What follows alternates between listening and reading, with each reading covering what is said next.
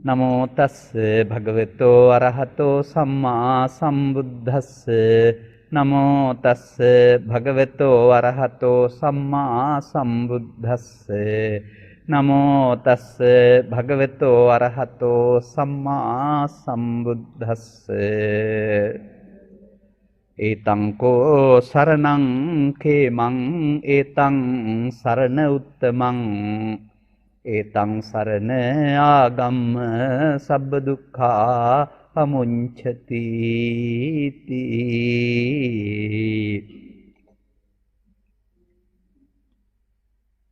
කල්ගමුව ධර්මදේශනා මාලාවේ අප හිතවත් සංවිධායක මණ්ඩලයේ ප්‍රමුඛව සිටින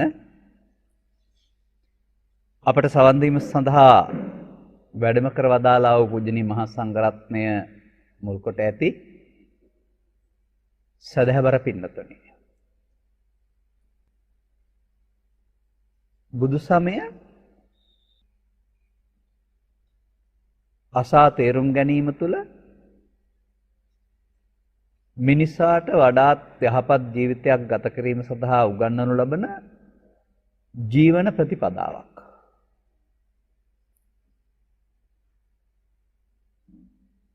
නමුත් සාමාන්‍ය සමාජයේ Taman කැමති පරිදි විදිහට ජීවත් වෙමින් ඊට ගැලපෙන බුද්ධ ආගමක් සකස් කරගන්න තමයි උත්සාහ කරන්නේ. බුද්ධ ආගමක් එහෙම සකස් කරගන්න පුළුවන්. නමුත් බුදු දහමට අනුව අධ්‍යාත්මිකයෙන් පුද්ගලයා වෙනස් වෙන්න ඕන. මේ කියන සැනසීම ලබා ගන්නට නම් සැනසීම කරා ළඟා වෙන්න නම්. ඒක තරමක් දුෂ්කර කටයුත්තක්, අපහසු කටයුත්තක්, බොහෝ දෙනා මන්දෝත්සාහී වෙන කටයුත්තක්. අප මේ ධර්මානුශාසනාවන් කරනු ලබන්නේ අර ඔබේ නිවෙස්වලදී ධර්ම දේශනාවක් කරපුවාම අහලා සාදු කියලා කැම ටිකක් කාලා බණ නම් හොඳයි කියලා යන ආකාරයේ ධර්ම දේශනාවක් නෙවෙයි. එතනින් එහාට ගියාට පස්සේ ඒ අහන්න දෙයක්, අනුගමනය කරන්න දෙයක්, අලුතෙන් ගන්න දෙයක් නැහැ, කාටවත් මතක නැහැ.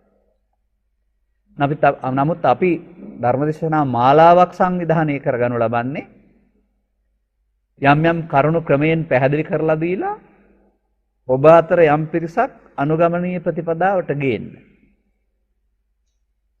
ඒක හැමදාමත් වර්තමාන යුගයට අවශ්‍ය දෙයක් කරුණාම අතීතයේ හෝ අනාගතයේ ක්‍රියාත්මක යුතු දෙයක් නෙවෙයි. මේ පිළිබඳව කරුණු පැහැදිලි කරන ධර්මදේශනා මාලාවේදී පසුගිය දවසේ අපි තෙරුවන් පිළිබඳ පැහැදිලි කරමින් බුද්ධ රත්නය ගැන පමණයි කතා කරන්න ලැබුණේ, ඉතිරි කොටස් ගැන කතා කරන්න බැරි වුණා. අද මා ඊටම සම්බන්ධ තවත් ගාථාවක් මාතෘකා පාඨයේ වශයෙන් ගත්තෙත් ඒකමයි.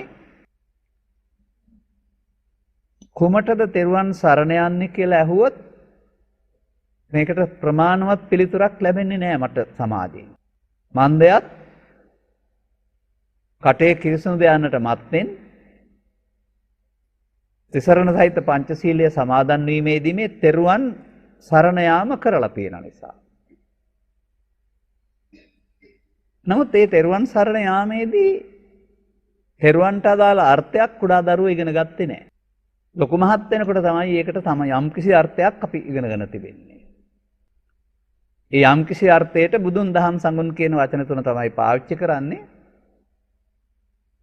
ඊටත් එහාට මේ පිළිබඳව හදාරපු කෙනෙක් හෝ අනුගමනය කරන කෙනෙක් අපට දකින්න ලැබෙන්නේ නැහැ. නමුත් මම දකිනවා මේ බුදුන් දහම් සංගුණ කියන පද තුන තුළ තියෙන අර්ථය දැනට තියෙන අර්ථය නොගැඹුරුයි. මීට වඩා ගැඹුරු අර්ථයක් මේකට තියෙන්න ඕන. ඒ නිසා මම මේකට නමක් යොදනවා. එදිනදා ජීවත් වෙනකොට අපි භාවිතා කරන සම්මුති සත්‍යයේ තෙරුවන් තමයි මේ අපි පාවිච්චි කරන්නේ. නමුත් ආර්ය සත්‍ය තුල තෙරුවන් මීට වඩා ගැඹුරු වෙන්න ඕන. මන්දයත් මම මේ ගත්ත ගාථා පදවල පෙන්වන කාරණාව අපි මේ සරණ ගිය තෙරුවන්ගෙන් ඉටු වෙන්නේ නැහැ. බහුම් වේ සරණං යන්ති පබ්බතානි වනානිච ආරාම රුක්ඛ චෛත්‍යානි මනුස්සා බය තජ්ජිතා. මිනිසුන් බියෙන් තැතිගත්තම පර්වත ආරාම රුක්ඛ ගස්ගල් නැත්තනම් රූප සරණ යනවායි කියලා කියනවා. ඔබ මේ ජීවත් වෙන ප්‍රදේශයේදීත් යම්කිසි අඩවියෙන් අඩවියට යන විට විශාල ගඟකින් එහා පැත්තට යන විට ගහක කොළාත්තක් එල්ලලා අපිව ආරක්ෂා කරන්න කියලා බාර දීලා යන්නේ ඔය. අන්න ඒ වගේ. බියෙන් තැතිගත් මිනිස්සු එහෙම සරණක් හොයනවා. ඒතංකෝ සරණං කේමං ඒතං සරණ උත්තමං ඒතං සරණ මාගම්ම සබ්බ දුක්ඛා පමුංචති. ඒ සරණ සංසිඳීම පිණිස හේතු වෙන්නේ නැහැ කේමං. ඒ වගේම ඒතං සරණ උත්තමං උතුම් වෙන්නෙත් නැහැ. ඒ ආරාම ගස්ගල් සරණ යන එක සියලු දුකින් සත්‍යය අතමුදවන්නෙත් නැහැ. සබ්බ දුක්ඛා පමුංචති. ඒ මා මේ ගත්ත ගාථා දෙකට පෙර තිබෙන හැඳින්වීමේ පදේ මම ගත්තේ මේ. අනතුරුව කියනවා යෝච බුද්ධංච ධම්මංච සංඝංච සරණං ගතෝ. යමෙක් බුදුන්ද ධර්මයේද සංඝයාද සරණ ගොස් චත්තාරි ආර්ය සත්‍යානි. චතුරාර්ය සත්‍ය මනානුවණින් දකීද. ඒතං කෝ සරණං කේමං අන්නේ සරණ සංසිඳීම පිණිස හේතු වේ. ඒ සංසරණ උත්තමං ඒ සරණ උතුම්. ඒ සරණයට පත්වීම සියලු දුකින් සත්‍යය මුදවනවා. අන්න ඒ ගාථාව සත්‍යක් වෙන්න ඕනේ. මේ තෙරුවන් චතුස්සත්‍ය අවබෝධයෙන් තෙරුවන් සරණ ගත කර ගැනීම සත්‍යය සංසාර දුකින් අත මුදවනවායි කියන එක බුද්ධ වචනයක්. මොනම හේතුවක් නිසාවත් මේක බොරු වෙන්න බෑ. අන්නේ නිසා තමයි කියන්නේ ඒක බොන්න බොරු වෙන්න බැරි නම් අපේ බෞද්ධ සමාජයේ තෙරුවන් සරණ ගිය තෙරුවන්ගෙන් මේ නිවීම සියලු දුකින් මිදීම උනේ නැත්නම් ඒකේ තියෙන්න ඕන අඩුවක්. උණතාවයක්. ඒ නිසායි අපි මේ තෙරුවන්ගේ ආර්ය සත්‍ය අර්ථය හොයාගෙන යන්නේ. නමුත් මෙතන අපට සියවස් ගණනාවක් තිස්සේ අපේ මව්පියන් පූජ්‍යපක්ෂයේ අනුගමනය කළා වූ ප්‍රතිපදාවක් තුළ අපි ස්ථාවර වෙලා ඉන්නේ.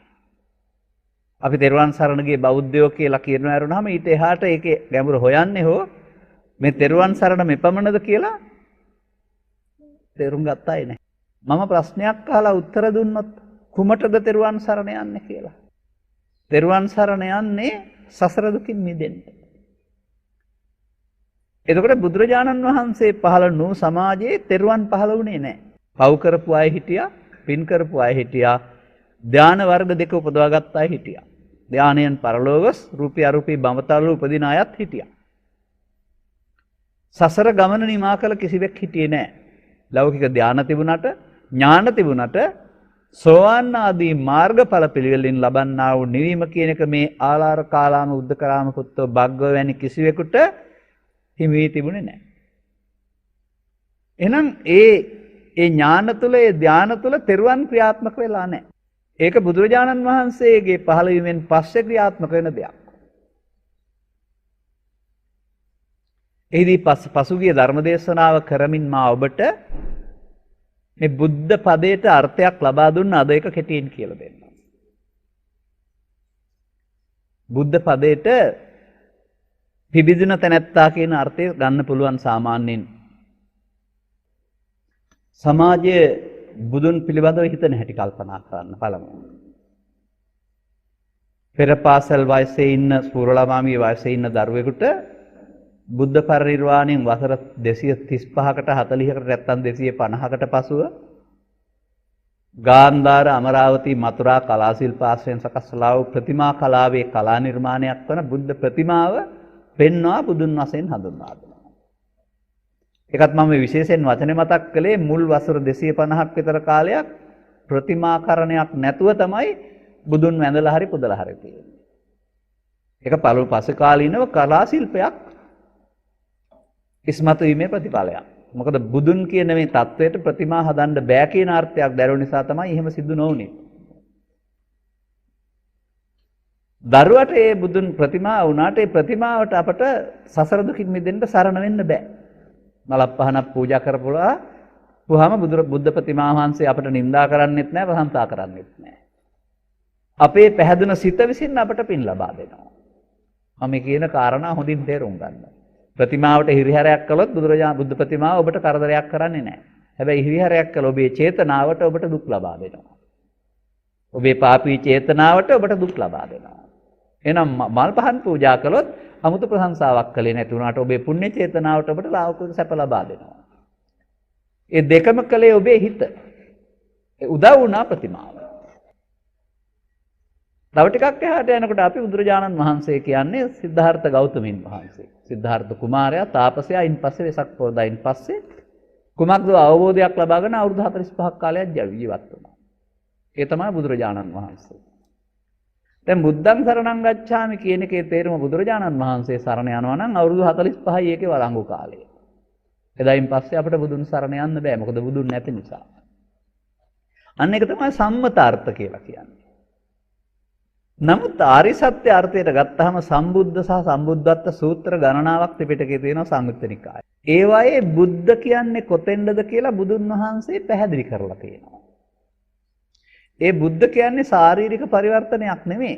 උන්වහන්සේ වෙසක් පුණු පොහොදා උදෑසන කිසියම් ආකාරයක වෙනසක්කටපත් වුණාද ආධ්‍යාත්මික ඒ ආධ්‍යාත්මික අවබෝධයටයි බුද්ධ කියන්නේ. අවබෝධයටපත් වූ තැනැත්තා. එහෙම කීවට බෑ සූත්‍රවල කොහොමද මේ අවබෝධය පෙන්වලා තියෙන්නේ.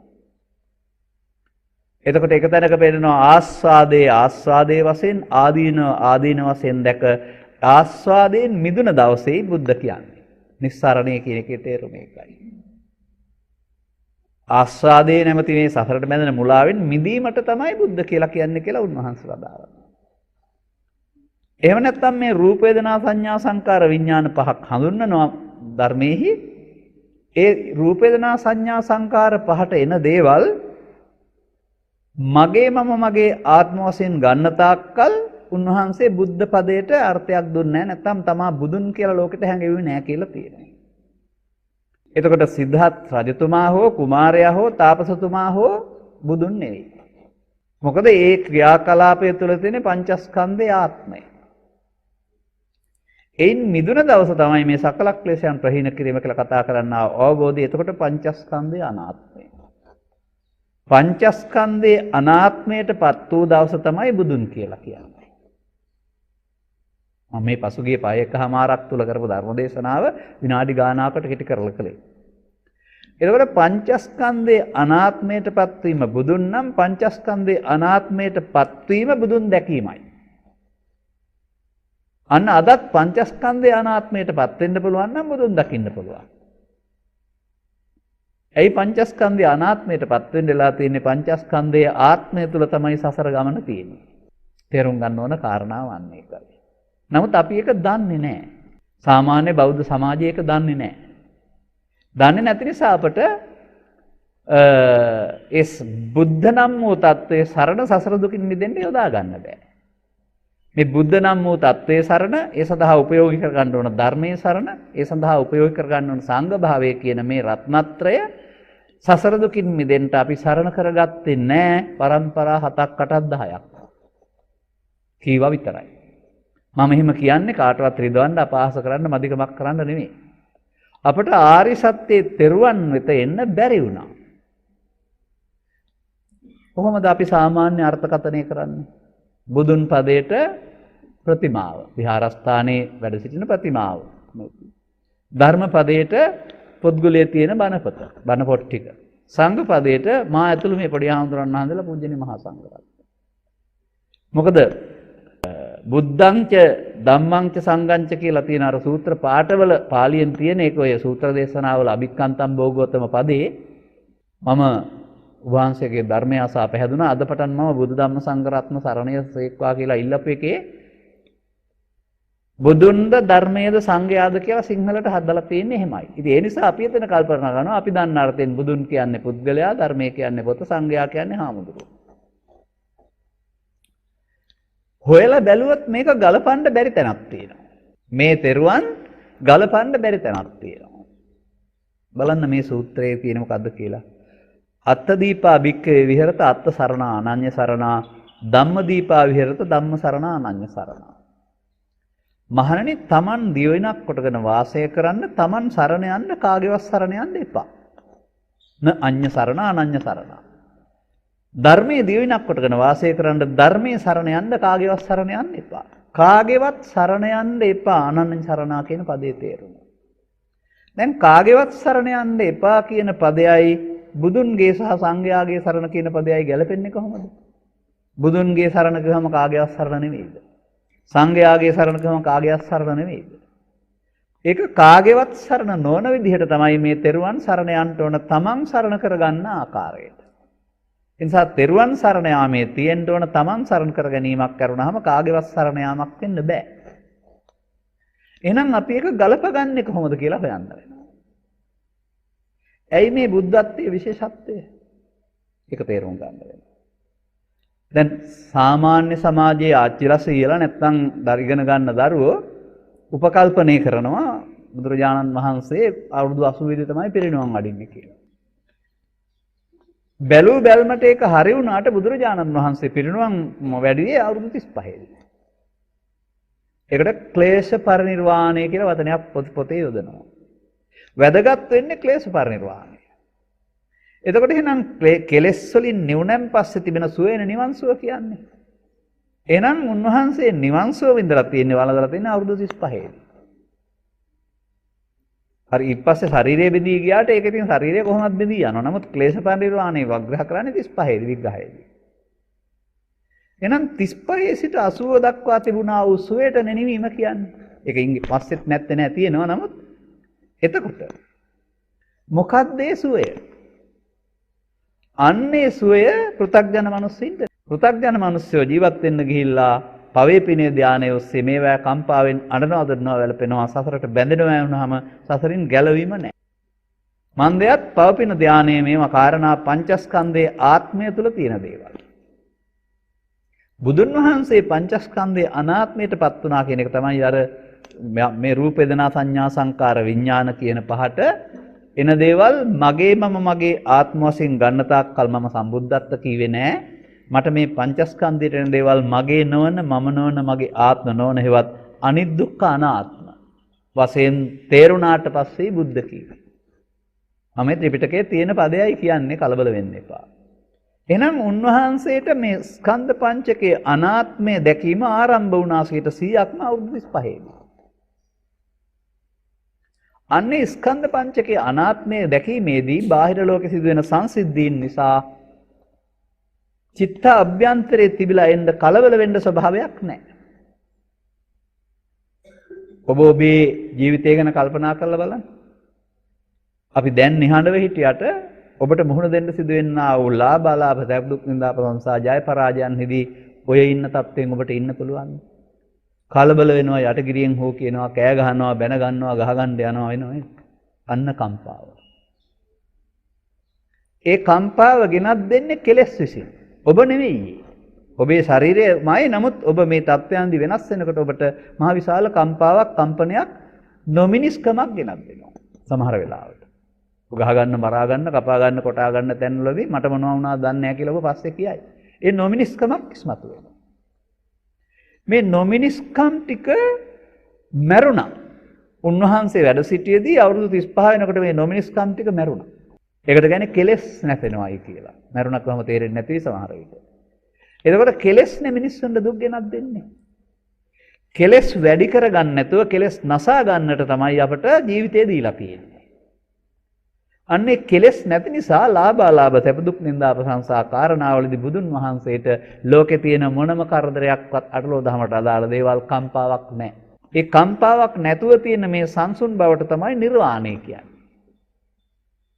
එතකොට නිර්වාණය ලැබලා උන්වහන්සේ ඉන්නේ. ඒ නිර්වාණයේ සුවේ තියෙන්නේ පංචස්කන්ධයේ ආත්මෙ නෙමෙයි පංචස්කන්ධයේ අනාත්මයටපත් වෙන නිසා. එහෙනම් මිනිස්සෙන්ට බුදුරජාණන් වහන්සේ යෝජනා කරන්නේ බුදුන් වහන්සේ වදාළ ධර්මයේ තේරුම් අරගෙන Taman පංචස්කන්ධයේ ආත්ම කොට සසර යන්න සූදානම් වෙලා ඉන්න ගමනේ බුද්ධෝත්පාදයක සදාන් හමුවීම තුළ පංචස්කන්ධයේ අනාත්මයටපත් වෙන්න මම මොනවා කරන්න ඕනද කියලා ඉගෙන ගන්න ඕන කියන එකයි. මං හිතනවා මෙතන අලුත් අය ඉන්න පුළුවන්. ඒ නිසා මේ පංචස්කන්ධ කීවට මම කියන දේ ඔබ තේරුම් ගන්න නැති වෙන්න පුළුවන්. ඒ නිසා අපි ඒක දැන් විග්‍රහ කරගන්න වෙනවා. ඒ විග්‍රහ කරගන්න විට මම පංචස්කන්ධයේ සමාජයේ පවතින අර්ථයට වඩා ගැඹුරු අර්ථයක් පෙන්නනවා. මේක පළවෙනි දේශනා දෙකේදී ඔබ අහන්න නැති. නමුත් දැන් මේක නැවත නැවත කියලා දීලා මෙතෙන්ට අරන් ඉන්න වෙනවා. අපනූල බඳින්න ගමේ ගෙදරකට එන වෙද මහත්තයා පංචස්කන්ධය කියලා කතා කරන්නේ ශරීරයට. නමුත් බුදුරජාණන් වහන්සේ පංචස්කන්ධය කියන්නේ ශරීරයට නෙමෙයි සමූහයන් පහකට. කන්ද කියන පදේ තේරුම සමූහ කියන එක. එබැවින් බුදුදහම තේරුම් ගැනීමේදී පංචස්කන්ධය නිර්වුල්ව තේරුම් ගැනීම අතිශයින් වැදගත්. ඒක තමයි මේ සමාජයට නිර්වුල්ව තේරුම් ගිහින් නැත්තේ. අර වෙද මහත්තයාගේ පංචස්කන්ධය වගේම පොතේ පංචස්කන්ධයත් මේක බෙදලා තියෙන විදිහ අපි පිළි අරන් පාඩම් කරන් තියනවා. ඒක පරම සත්‍ය කියලා හිතනවා. වේදනාවයි සංඥාවයි සංකාරයයි විඥානයයි නාම රූප ශරීරය. නැත්නම් රූප පට ව්‍යාපෝ තේජෝ වායු හතර වේදනා සංඥා සංකාර නාම. නාම රූප වශයෙන් මෙහෙම තමයි අපි પરම්පරා ගණනාවක් පාඩම් කරන්නේ. එතකොට මේ රූප කියන්නේ ශරීරය, නාම කියන්නේ සිත. එහෙමයි පාඩම් කරගෙන තියෙන සමාජය. දැන් මම මේ කියන කාරණාව ඔස්සේ ඔබ හිතන්න ඕන. මේ රූප කියන්නේ ශරීරය නම් නාම කියන්නේ හිත නම් මෙබඳු ඝන කයක් තියෙන්නේ අපි ගාව ඉන්න ගවයා සුනකයා යථාස්වයා කියන සත්තුන්ට විතරයි. එතනින් එහාට භූත ප්‍රේත සත්වයින්ටත් එහෙම කයක් දෙවියන්ටත් නැහැ බ්‍රහ්මයින්ටත් නැහැ. ආහාර කටින් ගන්න ආහාර දීලා සකස් කරන සසම්බාරික කයක් මේ සත්තුන්ට කාටවත් නැහැ. එහෙනම් රූප කියන්නේ මේ ශරීරය නම් ඊතුරු සත්තුන්ට දෙවියන්ට භූතයින්ට ප්‍රේතයින්ට බ්‍රහ්මයින්ට තියෙන හතරයිද? වේදනා සංඥා සංකාර හතරයිද? නෑ. අපායෙත් පංච උපාදානස්කන්ධය, දිව්‍ය ලෝකෙත් පංච උපාදානස්කන්ධය, බ්‍රහ්ම ලෝකෙත් පංච උපාදානස්කන්ධය. මොකද මේ පංච උපාදානස්කන්ධයෙන් සතර කොහෙවත් මිදිලා නෑ. සංසාරේම පංච උපාදානස්කන්ධය තුළ. එහෙනම් රූප කියන්නේ දෙවියන් අතරත් බ්‍රහ්මයන් අතරත් තියෙන්න ඕන දෙයක් කියන එක තේරුම් ගන්න වෙනවා. මම ඉතින් මේ සමාජයට කියනවා අපේ දායක පින්නතුන්ට වගේම පූජනීය මහා සංඝරත්නයටත් පරපුරෙන් කවුරු හරි කියලා දුන්නට පිළිගන්න කියලා බුදුන් වහන්සේ වදාරන්නේ නැහැ. මහා පරම්පරාය කියලා කියනවා. පරම්පරාවෙන් ආව පමණින් පිළිගන්න එපයි කියලා. නමුත් අපි එක්ක තර්ක කරන්න එන්නේ පොතේ මෙහෙමයි තියෙන්නේ ඒකනේ ඇත්තේ කියලා. ඉතින් මා පිටක සම්පදානේන කියලානේ තියෙන්නේ. පිටක සම්ප්‍රදායේ තිබුණ පමණින් පිළිගන්න කියලා නෙවෙයිනේ තියෙනවා තියෙන්නේ. මෙතන තියෙන දුර්වලකම තමයි මේ ත්‍රිපිටකය කියවන්න ඉස්සලා කියවන්න ඕන පොත් කීපයක් තියෙනවා. විශේෂ පොත්. අතක තබා ගන්න. අන්නේ විශේෂ පොත්වල උපදේශ ටිකක් තියෙනවා. ඒ උපදේශ ගත්තේ නැතුව මේ කවුරු හරි කිව්වට පාඩම් කරගෙන කියන්න ගිහින් තමයි මේ අමාරුවේ වැටුනේ. මෙතෙන්ට අදාළ පොතට කියන්නේ පිටකෝපදේශය කියලා. පිටකෝපදේශය කියන එකේ තේරුම පිටක කියවන්න පෙර ගන්න ඕන උපදේශ කියන එකනේ.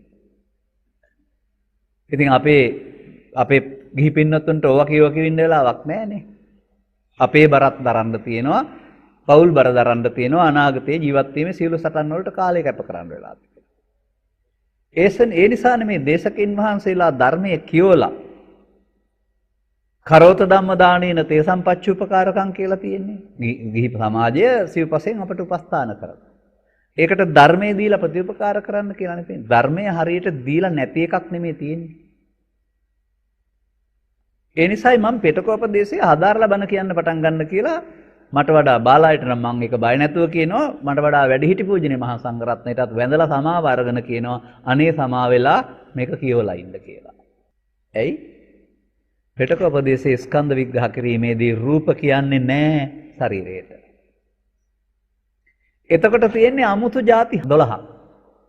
රූප කියන ඒවා. ඇසේ රූපයයි, ඇසේ ප්‍රසාදයයි. කනේ ප්‍රසාදයයි, ශබ්ද රූපයයි. නාසයේ ප්‍රසාදයයි, ගන්ධ රූපයයි. දිවේ ප්‍රසාදයයි, රස රූපයයි. කයේ ප්‍රසාදයයි, පොට්ටබ්බ රූපයයි. සිතේ ප්‍රසාදයයි, අරමුණු ධම්ම රූපයයි. මේ 12ට තමයි රූප කියනවා කියලා පෙන්නන්නේ. මේ 12 අපේ ඇහෙන් බැලුවට තේරුම් ගන්න පුළුවන් එකක් නෙමෙයි. ප්‍රසාදය කියන එකේ තේරුම මැරුණාම නැත්තේ ඒක. දැන් ඔබ මලගෙවල් වල ගොහින් නැතිනේ.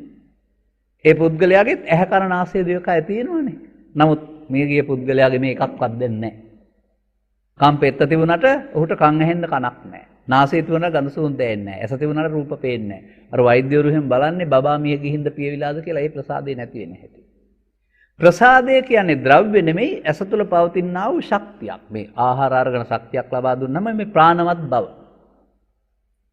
චක්කු ප්‍රසාද කියලා කියන්නේ. ඒක ඇහි පියාටුත් නෙමෙයි, අක්ෂි ගෝලයක් නෙමෙයි. ඒක ඇහැ ඇතුලේ තිබෙනා වූ අරමුණු ගන්න පුළුවන් ජීවි බවක්. ඒක ද්‍රව්‍ය නෙමෙයි. ඒක ප්‍රසාද රූපේ. ඔබ හැමදෙනා මට පේන්නේ කොහොමද කියලා මම කල්පනා කරලා බලනවා. ආලෝකේ නැතුව ගියොත් එහෙම ඕගොල්ලෝ හිටියට මුකුත් පේන්නේ නැතුව යනවා මට. ඕගොල්ලෝ හිටියට කවුරු හරි මෙතන ඇස් පේන්නේ නැති කෙනෙක් හිටියොත් එහෙම යාට පේන්නේත් නැහැ. ඒ වගේම ඕගොල්ලෝගේ නම් දන්නේ නැති නිසා මට ඕගොල්ලෝ ගිහින් ගැහණු පිරිමාසෙන් පේනවා යරුණා වෙන නම් වශයෙන් මතක් වෙන්නේත් නැහැ. මේ කෙනෙකුට යමක් පේනවා කියන එක සාමාන්‍යයෙන් කතා කරන්නේ ඉදිරියේ ඉන්න කෙනා පේනවා කියවට ඉදිරියේ ඉන්න කෙනාගේ සෙවණැල්ල ඇහි පහළ වුණේ නැත්නම්. ගෙදර ගිහින් බලන්නකො කණ්ණාඩි ඉස්සරහට ගිහිල්ලා ඔබ පේන්නේ කණ්ණාඩියේ තියෙන ඡායාව තුලින් නෙවෙයිද කියලා. ඒ කණ්ණාඩියේ තියෙන ඡායාව තුලින් ඔබ පේනවා වගේ ඡායාවක් ඇසේ පහළ නුණා නම් අපට රූපයක් පෙනෙන්නේ නැහැ. එතකොට රූපය කියන්නේ ඔබට නෙවෙයි අර ඇසේ පහළ වෙන ඡායාවට. ඒක ද්‍රව්‍ය නෙවෙයි. ඒ නිසා ප්‍රසාද රූපයයි ගෝචර රූපයයි දෙකම පඨවි ආපෝ තේජෝ නෙවෙයි. අන්න එතෙන්ට එනකල් මේක තේරුම් ගන්න ඕන සමාජයේ. ඒ රූපය මුල් කොටගෙන තමයි වේදනා සංඥා සංකාර විඥාන හටගන්නේ. ඇහෙන්න. කනත් එහෙමයි. කන කියලා අපි කතා කරන්නේ කාට හරි ගුරුතුමා මගේ කුඩා කාලේ අල්ලපු කන විදිහට කම් පෙත්තටනේ. නමුත් කනේ සිදුරක් ඇතුළට ගියාම මේකේ අරමුණු ගන්න පුළුවන් හැකියාවක් තියෙනවා. ඒකට කියන්නේ සෝත ප්‍රසාද. අර එළිය ඇති වෙන ශබ්දයක් ඇවිදින් කම්පනලා මෙතන වැදුනහම අර ඒ ශබ්දෙට නෙමෙයි ශබ්ද රූපය කියන්නේ. අටසිය රූපේ රූප ශරීරය තුළ වෙන්නේ විග්‍රහ කරන්නේ බාහිර ඒවා ගන්න බෑ. ඒක කම්පණය වුණාම මෙතන ශබ්දය හඳුනා ගන්න සුතක් පහළ වෙනවා. ඒක තමයි සෝත ප්‍රසාදය සහ ශබ්ද රූපය. දෙකම ද්‍රව්‍ය නෙමෙයි. මෙසේ රූපය, ශබ්දය, ගන්ධය, රසය, පොට්ටබ්බ ධම්ම එකක්වත් ද්‍රව්‍ය නෙමෙයි චෛතසික. මේ ඇහැට හම්බ වෙන රූපය තමයි අපි ඊට පස්සේ අපේ වෙන් කර ගැනීමට අනුව හතුරා හරි මිතුරා හරි මධ්‍යස්ථ කෙනා වශයෙන් හඳුනන්නේ. මින් පෙර දෙයක් ඒක. හඳුනා ගන්න විට ඒ පුද්ගලයා අමනාප කෙනෙක් නම් දකින්නකොට අපිට හිතේ පහළ වෙන්නේ අමනාපය. ඥාතිවරයෙක් නම් අපේ හිතේ පහළ වෙන්නේ සතුට. අන්න ඒ සතුට හරි දුක හරි මධ්‍යස්ථ බව හරි කියන මේ ඕනෑම එකකට කියනවා විඳීම නැත්නම් වේදනාව. දැන් විඳින්නේ මොකද්ද? ඇහැට හම්බ වන රූපේනේ විඳින්නේ. රූපේ විඳිනවා කියන එකේ තේරුම ශරීරය විඳිනවා නෙමෙයි අර අරමුණ විඳිනවා. ගීතයක් අහනකොට කවුද ශරීරය විඳින්නේ? ගීතයක් අහනකොට හම්බ වෙන්නේ ශබ්දය. ශබ්ද රූපේ තමයි අපි ශබ්දේ මිහිරි යමිහිරි කියලා විඳින්නේ. මෙන්න මේ රූප කියන්නේ ශරීරය හෝ රූප කියන්නේ පඨවි ආපෝ තේජෝ කියන මුලාවෙන් මිදෙන තාක්කල් පංචස්කන්ධය නිරෝල් කරගන්න බෑ. පංචස්කන්ධ ධර්මතාවය නිරෝල් කරගන්න බැරි තාක්කල් බුදුන් වහන්සේ වදාළ අනිදුක්ඛානාත්ම සහ නිදුක්ඛානාත්ම තේරුම් ගන්න බෑ. අනිදුක්ඛානාත්ම සහ නිත්සුඛාත්ම තේරුම් ගන්න බැරි තාක්කල් ධර්මයේ තේරෙන්නේ නැහැ. තේරෙන්නේ නැත් තාක්කල් ධම්මන්තරණං ගච්ඡාමි කියලා තියෙන්නේ අනුන් කීවට ඇරුණාම තේරුම් අරගෙන නෙවෙයි. ඔන්න ඕකයි ඇත්ත. ඉතින් ඒ නිසා අපට මේක තේරුම් ගන්න වෙනවා. දැන් අපි ආශ්‍රයෙන් මේ කතා කරන්නේ ඇහැට හම් වෙන රූපය සැප හෝ දුක් හෝ උපේක්ෂා වශයෙන් විඳහම ඒ විඳින එකේදී සැප හෝ දුක් හෝ උපේක්ෂා වශයෙන් හඳුනන එකට සංඥාව කියන්නේ. සැප නම් ඇලෙනවට දුක් නම් ගැටෙනවට සංඛාරය කියන්නේ. එතකොට මේ ඇස මුල් කොටගෙනයි රූප වේදනා සංඥා සංකාර පහ පහළ වෙන්නේ. කන මුල් කොටගෙනයි රූප වේදනා සංඥා සංකාර පහ පහළ වෙන්නේ. නාසය මුල් කොටගෙනයි රූප වේදනා සංඥා සංකාර පහ පහළ වෙන්නේ. අන්න එහෙම පංචස්කන්ධයේ ශරීරය නෙමෙයි අරමුණක් මුල් කරගෙන පහළ වෙනවා කියන එක කල්පනා කරලා තේරුම් ගන්න. මේකට තැනක් තියෙනවා ත්‍රිපිටකයේ සංයුත්ත නිකායේ සත්තට්ඨාන කුසල කියලා. ඒක දිවෙනවා ප්‍රසාද 6ට ගෝචර රූප 6ක් පහළ වුණාම වේදනා 6ක් සංඥා 6ක් සංකාර 6ක් විඥාන 6ක් පහළ වෙනවා. අර දොරවල් 6න්නේ පහළ වෙලා තියෙන්නේ. ඉතින් මේක වැරදි කියලා මාත් එක්කලා සටන් කරලා මට දොස් බස් කියලා සමාජය හරියන්නේ නැහැ. ත්‍රිපිටකයේ කියවලා බලලා නිවැරදි කරගන්න. මානක මේ අවුරුදු 40ක් ඉඳලා මේවා කියවලා මේ ගලපගෙනනේ කියන්නේ. එහෙනම් මම තනියෙන් කිව්වත් මේක බය නැතුව කියනවා. ලෝකේ ඔක්කොම මේක වැරදි කිව්වත් මම මේක තනියෙන් කියනවා. ඇයි? ඒක ගැළපෙනවා ලස්සනට. වේදනා 6ක් පහළ වෙන්නේ අසකරණාසය දිවකයින්ද නෙවෙයිද? සංඥා 6ක් පහළ වෙන්නේ දොරවල් 6න් අරමුණු හින්දා නෙවෙයිද? සංකාර 6ක් පහළ වෙන්නේ දොරවල් 6න් නෙවෙයිද? චක්කු විඥාන, සෝත විඥාන, ගාන විඥාන කියන දොරවල් 6න් පහළ වෙන විඥාන 6 නෙවෙයිද? එතකොට පංචස්කන්ධය කියන ශරීරය නෙවෙයිනේ. අසුරු ගැසන සැනකින් ඇහැට හමුවන රූපය විග්‍රහ කරන කාරණා ටික. අසුරු ගැසන සැනකින් කනට හම් වෙන ශබ්දය විග්‍රහ කරන කාරණා ටික. මේ විදිහට අපට ජීවිතේ අපි ජීවත් වෙනවා කියන කතාවේදී කරන වැඩේ තමයි ඇසෙන් කනෙන් නාසයෙන් දිවෙන් කයෙන් නිරන්තරයෙන්ම රූප වේදනා සංඥා සංකාර පහක් උපදවාගෙන ඒක තුල කටයුතු කරන එක. එතකොට පංචස්කන්ධයාගේ ඉපදීම මැරීම කියන ධර්මතාවයට ස්ත්‍රී පුරුෂ ගිහි පැවිදි භාවයක් නැහැ, ආගම් ભેදයක් නැහැ, ජාතික ජාත්‍යන්තර ભેදයක් නැහැ. දැන් මේක තුල කොහොමද අපි ගමන යන්නේ? සසර ගමන යන්නේ කොහොමද මේක තුල? අන්න එතෙන්දී අපිට බුදුරජාණන් වහන්සේ වදාළ ධර්මයේ නෙවෙයි සරණ වෙන්නේ අපි හදාගත්ත ධර්මයක්. බුදුන් වහන්සේ වදාරනවා අසුත පෘථග්ජන පුද්ගලයා රූප වේදනා සංඥා සංකාර පහට එන දේවල් ඒතං මම ඒතෝහං අස්මින් ඒසෝමේ අත්තා කියලා ගන්නවලු. ඒතං මම ඒතෝහං අස්මින් ඒසෝමේ අත්තා කියලා ගන්නවලු. ඒතං කියන පදයට කියන්නේ එය කියලා. ඒ ඇහි නම් රූපය, කනේ නම් ශබ්දය, නාසයෙන් නම් ගන්ධය, දිවේ නම් රස, කයේ නම් පහස. තරහ නම් තරහ, බය නම් බය, වෛරය නම් වෛරය, පව නම් පව, පින නම් පින, ධානයන් ධානය. ඒකට තමයි ඒතං කියන්නේ. එතකොට ඒතං කියන්නේ මේ මොහොතේ ආපු හැඟීම. ඒ හැඟීමට ඇලෙනවට ආසක්ත වෙනවට කියනවා ඒතං මම, ඒ මගේ. ඒතෝහං අස්මින්, ඒ මම මගේ. ඒසෝ මේ අත්තා, ඒ මගේ ආත්මය. අන්න බුදුබණ තේරෙන්නේ නැති අයට පව තුල හරි පින තුල හරි ධානය තුල හරි මේ පංචස්කන්ධයට නදී මගේ මම මගේ ආත්ම කියන පංචස්කන්ධය ආත්ම කොට ගත්ත දෘෂ්ටිය තමයි තියෙන්නේ. පංචස්කන්ධය ආත්ම දෘෂ්ටියට ගත්ත කට්ටියට ධම්මන්තරණං ගච්ඡාමි වළංගු නැහැ. ඒ පංචස්කන්ධය ආත්ම කොටගෙන සසර යන ගමනේ නිදහස් වෙන්න තමයි ධර්මයක් සරණ ඕනකම තියෙන්නේ.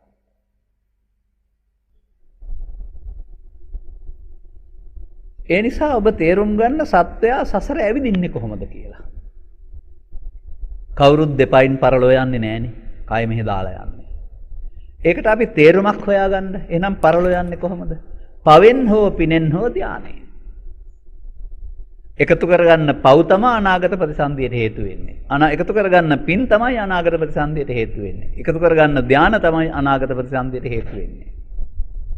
එනම් කයක් අරගෙන පුද්ගලයෙක් සිතින් එකතු කරගන්නා වූ පව් වලට අපුඤ්ඤාභි සංඛාර කියනවා. කයක් අරගෙන සිතින් එකතු කරගන්නා වූ පින් වලට පුඤ්ඤාභි සංඛාර කියනවා. කයක් අරගෙන ධාන වඩලා ධර්මයේ තේරුම් ගත්තේ නැතුව එකතු කරගන්නා වූ ධාන වලට කියනවා ආනිජ්ජාභි සංඛාර. මේ අபிසංකාර කියන පදේ තේරුමත් මේ ජීවිතය අතහැරනකොට අනාගත ඵලයක් ලබා දෙන්න හේතු වෙයි හිතේ ඉතුරු වෙන්නා වූ හේතු. අන්නේ පව් හේතු හරි පින් හේතු හරි දේන හේතු හරි ධාන හේතු හරි ඉතුරු වෙන්නේ පංචස්කන්ධය ආත්ම කොට ගැනීම. දැන් පවෙන් පරලෝ යන්නාට සතර අපායේ එකක්, පිනෙන් පරලෝ යන්නාට මිනිසුන් හෝ දිව්‍ය ලෝක හයෙන් එකක්, ධානයෙන් පරලෝ යන්නාට බඹලෝ විශ්ෙන් එකක්. මේ පව් පින් ධාන තුන උල් කොටගෙන මේ ඇවිදින එකට සංසාරය කියනවා. දැන් සංසාරයේ ඇවිදින්න ධර්ම දෙවොන නැහනේ. ධම්මසරණං ගච්ඡාමි ඕන නැහැ. ඒකට මම අලුත් වචනයක් හදුවා. කෙනෙක් ජීවත් වෙන්න සොකී ජීවනෝපාය වශයෙන් සුරාව සූදු දුරාචාරය නැත්නම් ලෝභ දේශ මොහ මූලික කොටගත් ක්‍රියා කරනවා නම් ඔහුගේ ජීවිතේ අපි නොකීවට ඔහුට සරණ වෙන්නේ පාපය. ඒ නිසා කීවේ නැති වුණාට ඔහු පාපං සරණං ගච්ඡාමි. අපේ මව්පියන් හෝ පූජ්‍යපක්ෂය අපට ඒක කරන්න එපයි කියලා උගන්ලා තියෙනවා. ඊට පස්සේ අපේ කාලය ධනය සමය ස්වාමියා නම් බිරිඳට බිරිඳ නම් ස්වාමියාගේ පටන් දරුවන් සහෝදර සහෝදරයන් ගම රට සමාජයේ පන්සල අංග විකල මන්ද බුද්ධික අවස්ථා ගම් අතර සහනාධාරයේදී ආදී කාරණාවලදී පරෝපකාරයට යොමු වෙනවා. දැන් අපි ඒකට කියන්නේ පින සරණ කරගන්නවා. මේවට ලස්සන විපාක හම්බ වෙනවා, මේවට දින්නාම ලැබෙනවා පහු. ඒ නිසා යාන්ගේ ලැබීම ලබා ගන්නට අපි පින සරණ කරගන්නවා. මිනිසුන් අතර ලැබෙනවා ආවිවරණ සැප බල. දෙවියන් අතර ලැබෙනවා මහේසාක්‍ය දේවත්වය. පැවිදි වුණාම ලැබෙනවා සිව්පස්සේ මනාව. ඒ පුණ්‍යාභි සංඛාර. එහෙනම් අපි එකට කියනවා පුඤ්ඤං සරණං ගච්ඡාමි. ඉන්දිය සමාජය මීටත් එහා ගියා. පව පින දෙකට වඩා හොඳ එකක් හොයාගෙන ගියා. ඒකට කියන්නේ ditta ධම්ම සුඛ විහරණයට අදාළ ලෞකික සමාධි කියලා. එතකොට ලෞකික සමාධිය පරලෝක ගියාම එතන ලෞකික සමාධිය තමයි මම වෙන්නේ. දැන් පවේදී නම් මම වෙන්නේ පව, පිනේදී නම් මම වෙන්නේ පින, ධානයේදී නම් මම වෙන්නේ ධානය. එතකොට ධානයෙන් පරලෝ යන අයට රූපී අරූපී බඹතල උත්පත්තිය. එහෙනම් ඔවුට පරලෝ යන්න උදව් වුණේ ධානය. එහෙනම් ධානන්තරණං ගච්ඡාමි. දැන් මේක තේරුම් ගන්න. සතර අපායට යන්න පාපං සරණං ගච්ඡාමි. දිව්‍ය ලෝකේ සහ හයේ සහ මනුස්ස ලෝකේ උපදින්න පුඤ්ඤං සරණං ගච්ඡාමි. රූපී අරූපී බඹතල විශ්වයේ උපදින්න ධානං සරණං ගච්ඡාමි. ඔක්කොම එකතු කරපුවාම කම්මං සරණං ගච්ඡාමි. මේකේ ධම්මං සරණං ගච්ඡාමි නෑ. සසර ඇවිදින්න ධම්මං සරණං ගච්ඡාමි ඕන නෑ, කම්මං සරණං ගච්ඡාමි ඇති. තුනට බෙදාගත්තා. මේවයි තේරුම් ගන්න ඕනේ. දැන් මේකෙන් මිදෙන්නනේ ධම්මං සරණං ගච්ඡාමි ඕනේ. ඕකනේ වැදගත්කම. බුදුහාමුදුරුවෝ ධර්මයේ හොයාගත්තේ මේ සංසාර චක්‍රයෙන් මිදෙන්නනේ. මේ තෙරුවන් සරණ වෙන්නේ සසර දුකින් මිදෙන්න. එහෙනම් කම්මං සරණං ගච්ඡාමි කරගන්න අයට කියන්නේ පු탁ජන කියලා. ගිහි හෝ පැවිදි, ස්ත්‍රී හෝ පුරුෂ, ඒ ඔක්කොම කවුද? කම්ම යෝනි, කම්ම බන්දු, කම්ම පටිසරණෝ යං කම්මං කරිස්සාමි කල්ලන්නං පාපකං වා තස්සදායාදෝ භවිස්සාමි. අපි ඉන්නේ කර්ම මාර්ගය තුල. පෘථග්ජන කියලා ඔබ හඳුනා ගන්නවා නම් ඕන කෙනෙක් ඉන්නේ පන්සිල් වල හිටියත්, අටසිල් වල හිටියත්, දසසිල් වල හිටියත්, උපසම්පදා සිල් වල හිටියත් කර්ම මාර්ගය. කර්ම මාර්ගයේ වෙනුවට මෙතෙන්ද ධර්ම මාර්ගයේ අපි බණ අහලා තේරුම් අරන් එකතු කරගන්න ඕන. අන් ඒකයි ජීවන ප්‍රතිපදාවක් කියලා කියන්නේ. තේරුම් ගත්තද දැන්? එහෙනම් බුද්ධ පදයේදී මේ රූප වේදනා සංඥා සංකාර පහට ලාභයාවත් අලාභයාවත් ලින්දාවත් ප්‍රශංසාවත් බාර ගැනීමක් නැති බැවින් සසර උපදින්න හේතු ඉතුරු වීමක් නැහැ. පව් හේතු, පින් හේතු, ධාන හේතු ඉතුරු වීමක් නැත නිසා සසරින් මිදිලා. ඒ හේතු ඉතුරු නොවි ස්කන්ධ පරිහරණය කරනවාට කියන්නේ ස්කන්ධ පහක් පරිහරණය කරනවා කියලා. පංච උපාදානස්කන්ධය නෙවෙයි. අන්න පංච උපාදානස්කන්ධය තුල තමයි සත්වයා පව් කරන්නේ, පින් කරන්නේ, ධාන වඩන්නේ. බුදුරජාණන් වහන්සේ මොකටද ලෝකේ පහළ වුණේ කියලා නැද්ද? දේශනා කරලා නැද්ද ත්‍රිපිටකේ? උපාදානේ බයං දිස්වා ජාති මරණ සංභවේ. අනුපාදාය මුච්ඡanti ජාති මරණ සංඛයේ. සත්වයාට ජාති මරණ දුක් ගෙනත් දෙන්නා වූ අපාය හරි, දිව්‍ය ලෝකේ හරි, බ්‍රහ්ම ලෝකේ හරි. උපාදානයේ බියක් වශයෙන් දැක උපාදානෙන් මිදෙන්න පුළුවන් නම් අනුපාදාය මුච්ඡanti. උපාදාන නොවි ඔබට නිදහස් වෙන්න පුළුවන් නම් ජාති මරණ දුක් ඇති වෙන්නේ නැහැ. අන්න මේ උපාදානය වෙන්නේ මගේ ආත්මයවත් පංචස්කන්ධයේ ආත්මය තුළ. උපාදානෙන් මිදෙන්නේ ධර්මයේ සරණින්. ඒ නිසා සසර ගමන ඇති කරන්නේ මේ කාමදිට්ඨි සීලබ්බත උපාදාන නම් උපාදානෙන් මිදීම සඳහා බුදුන් වහන්සේ වදාළ ධර්මය අපි සරණ කරගන්න ඕනේ. ඒ ධර්මය දැනගෙන ඉන්න ඕනේ. පංචස්කන්ධේ රූප කියන අය, ධර්මය කියන්නේ බණපොත කියන අය ධර්මයේ දන්නේ නැහැ. බණපොතේ සූත්‍ර දේශනා 18000ක් තියෙනවා නම් 18000ෙම තියෙනවා පුංචි දෙයක්. අර අකුරුත් නෙමෙයි, සූත්‍රත් නෙමෙයි, ගැඹුරු දෙයක්. එය තමයි ධර්මයේ බවට පත් වෙන්නේ.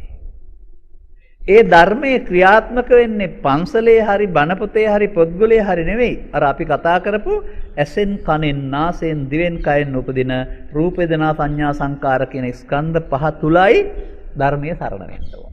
ස්කන්ධ පහ තුල තමයි ධර්මයේ පාවිච්චි වෙන්න ඕන. දැන් ස්කන්ධ පහ තුල ධර්මයේ පාවිච්චි කරන්න නම් ඊයේවා පාවිච්චි කරන්න බෑ. ඊයේවා ගත වෙලා ඉවරයි, අපිට යන්න බෑ. හෙට ඒවා එන්නෙත් නෑ, ඇවිදිනුත් නෑ. ස්කන්ධ පංචකේ දැන් ක්‍රියාත්මක වෙන්නේ කොහොමද? ඔබ හැමදෙනාම ආදිහැ බලන් ඉන්නවා. එහෙනම් ඔබට රූපේ වෙලා තියෙන්නේ මගේ රූපේ. මේ හැඩේ ඔබට පේනවා, ඔබේ ඇසේ මේ රූපේ පහළ වෙලා. ඉතින් ඒක ඔබට මං කෙරෙහි අමනාපයක් නැත්නම් කිසිම දුක් වේදනාවක් නෑ. විශේෂ මනාපයක් නැත්නම් එහෙමත් නෑ. බණ ටිකක් තේරෙනවන්නේ මොකක් හරි කැමැත්තක් ප්‍රසාදයක් ඇත්තේ. ඔබට මේ ඉන්න එක එක්කෙනාට මේ වේදනාව විවිධයි. හොඳටම පැහැදුනොත් සැප වේදනාවක්. අමනාපෙන් හිටියොත් දුක් වේදනාවක්. ඒ වේදනාව මගේ නෙවෙයිනේ තියෙන්නේ, ඕගොල්ලෝ හදාගත්ත එක. ඒ මගේ රූපය ඔබේ ඇසේ පහළ වෙනකොට ඒ රූපය මුල් කරගත්ත මේ වේදනාව සැප දුක් උපේක්ෂා ඔබට අයිති. වේදනාව සැපද දුක්ද උපේක්ෂාද කියලා හඳුනන සංඥාවත් ඔබට අයිති.